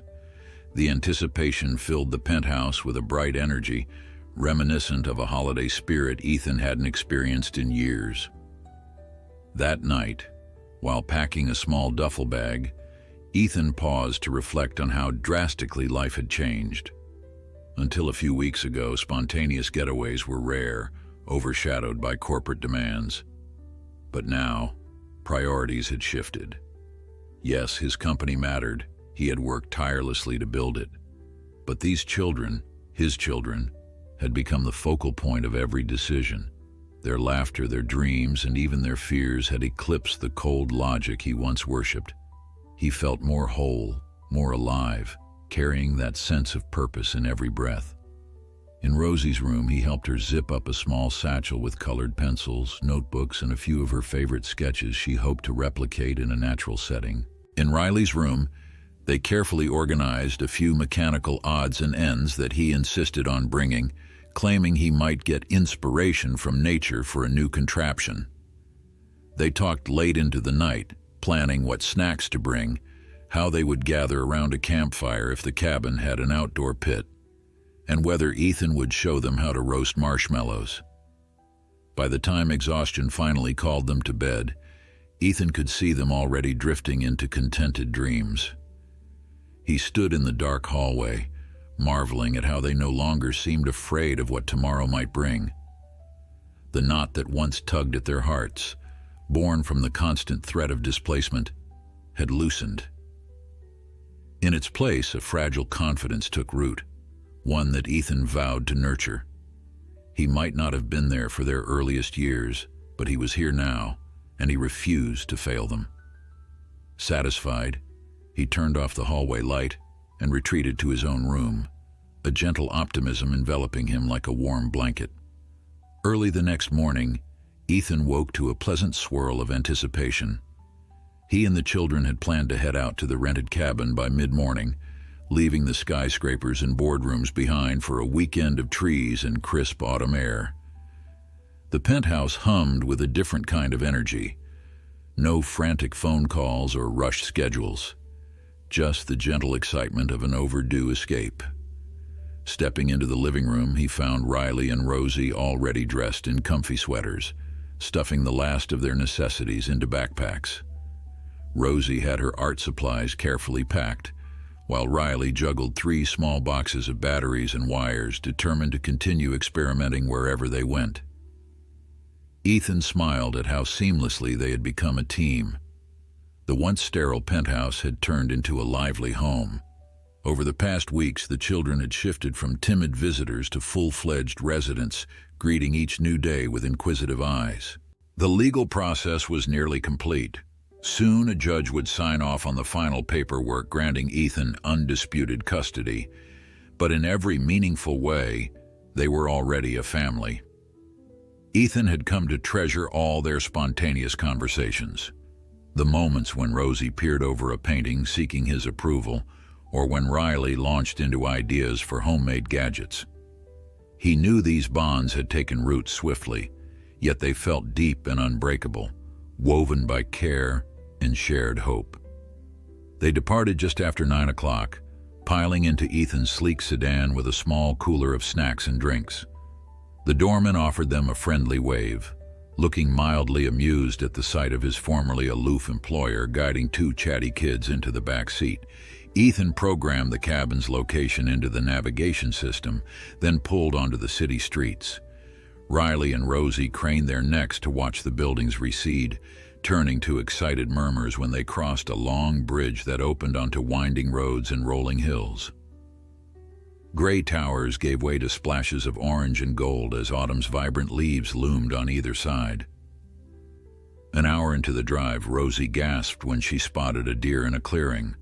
Riley reached for his phone, eager to snap pictures, while Ethan slowed the car so they could watch the graceful creature slip into the woods. Every passing mile seemed to invite new curiosities. A farmhouse perched beside a lazy stream, a rickety barn leaning under the weight of decades, and endless stretches of trees whose leaves glowed in the morning light. In the back seat, the children volleyed questions at Ethan, who did his best to answer them all while keeping his eyes on the road.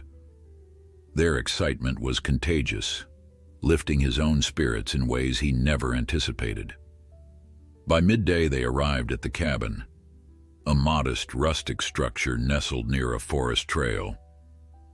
It wasn't lavish. Ethan had chosen something cozy and comfortable, with just enough space for the 3 of them. Rosie gasped, stepping out onto the crunchy leaves, the scent of pine and damp earth greeting them like an old friend. Riley did a quick visual inspection of the cabin's wooden exterior, muttering something about structural integrity, making Ethan chuckle. Inside, they found a small fireplace, a snug kitchen, and 2 bedrooms furnished with simple quilts. There was even a back porch that overlooked a narrow creek, its water trickling over smooth stones. Everything felt peaceful, set apart from the frantic pulse of city life. They spent that afternoon exploring a short trail that looped behind the cabin. Rosie gaped at the towering trees, occasionally pausing to collect fallen leaves in bright reds and yellows. "I can press these between pages of my sketchbook," she said, brimming with excitement. Riley, meanwhile, peppered Ethan with questions about the forest ecosystem, enthralled by the notion of how plants and animals coexisted. At times he paused to examine stones or bits of bark, treating them as if they might hide miniature worlds of their own. Ethan watched them with pride, grateful they felt secure enough now to show their unguarded wonder. Months ago they had been sleeping in his car out of desperation. Now they rambled through the woods under dappled sunlight, free and at ease. In late afternoon they returned to the cabin, arms full of leaves and small pine cones Rosie insisted on painting later. Ethan prepared a simple meal in the tiny kitchen, grilled chicken, vegetables, and toasted bread. While the food sizzled, the children rummaged through the cabin's modest supply of board games, unearthing a battered old deck of cards. After dinner, they cleared the table and played a round of Go Fish. Rosie giggled at how serious Riley became about each draw, while Ethan did his best to keep track of the suits. Laughter filled the small room, bouncing off the log walls. When darkness fell, they gathered on the back porch, drawn by the gentle chorus of crickets and the shimmer of stars overhead.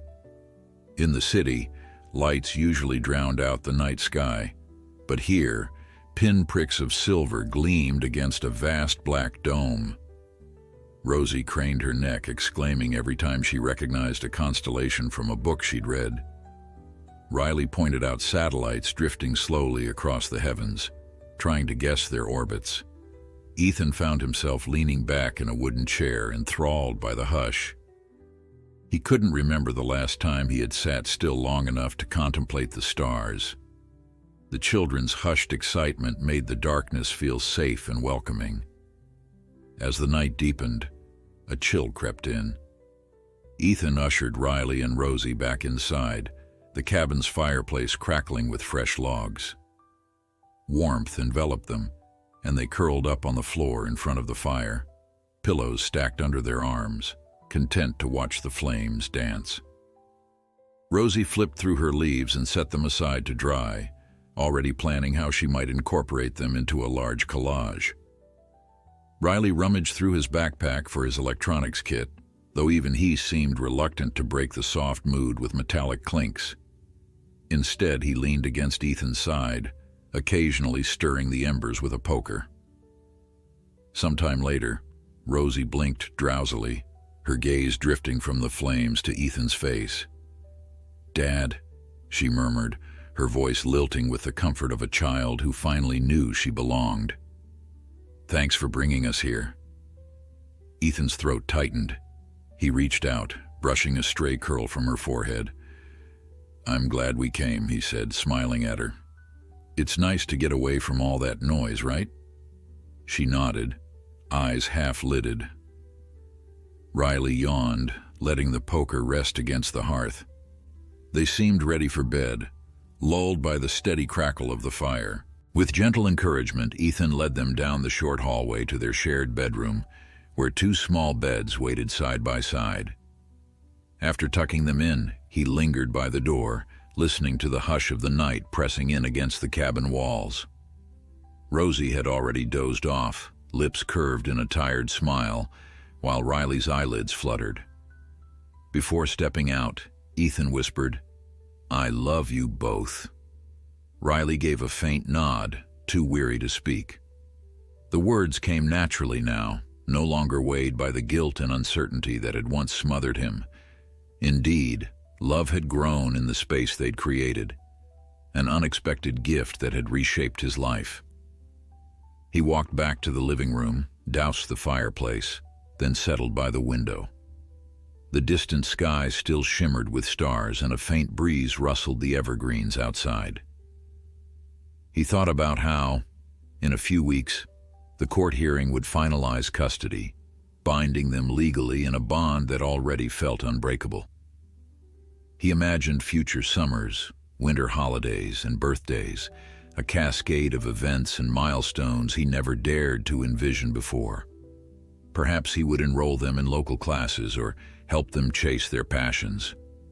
Rosie might paint murals large enough to fill galleries. Riley might design the next wave of technology. And Ethan would stand behind them, guiding when needed, letting them soar when they found their wings. A memory of Nicole rose then. The single photo they had of her holding an infant Riley, eyes filled with quiet determination. He wished he could speak to her, reassure her that the children were safe, treasured, and every bit as brilliant as she must have hoped they'd be. He couldn't change the past or erase the pain she had endured, but he could honor her by giving the children a life of stability and love. It was a vow he etched into his heart with unwavering conviction. Outside, a single shooting star streaked across the horizon, vanishing before he could blink. Ethan exhaled, half smiling at the notion of a wish.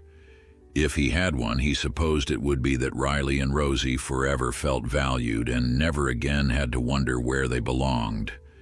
He closed his eyes, leaning his head against the chair. In the dim hush of the cabin, he felt more content than any deal or corporate triumph had ever made him. He had found something far sweeter and more meaningful than he once believed possible. Eventually, weariness tugged at him. He rose, quietly checking on the children one last time. They slept peacefully, shoulders rising and falling in soft, even breaths. Stepping back, Ethan allowed himself a moment to simply stand there, chest tight with gratitude. The kids were safe, drifting in dreams beneath a roof he provided. They trusted him, called him Dad, and looked to him for guidance and comfort. In some corner of his heart, he believed Nicole's spirit lingered, granting her silent blessing. And when he finally left the doorway to seek his own rest, he did so knowing that their tomorrow brimmed with promise. The end. Thank you for joining us on this journey. We hope you enjoyed every chapter of this heartfelt story. Please subscribe to our channel, like this video, and share it with anyone who loves a story about hope, family, and second chances. Your support keeps us going strong.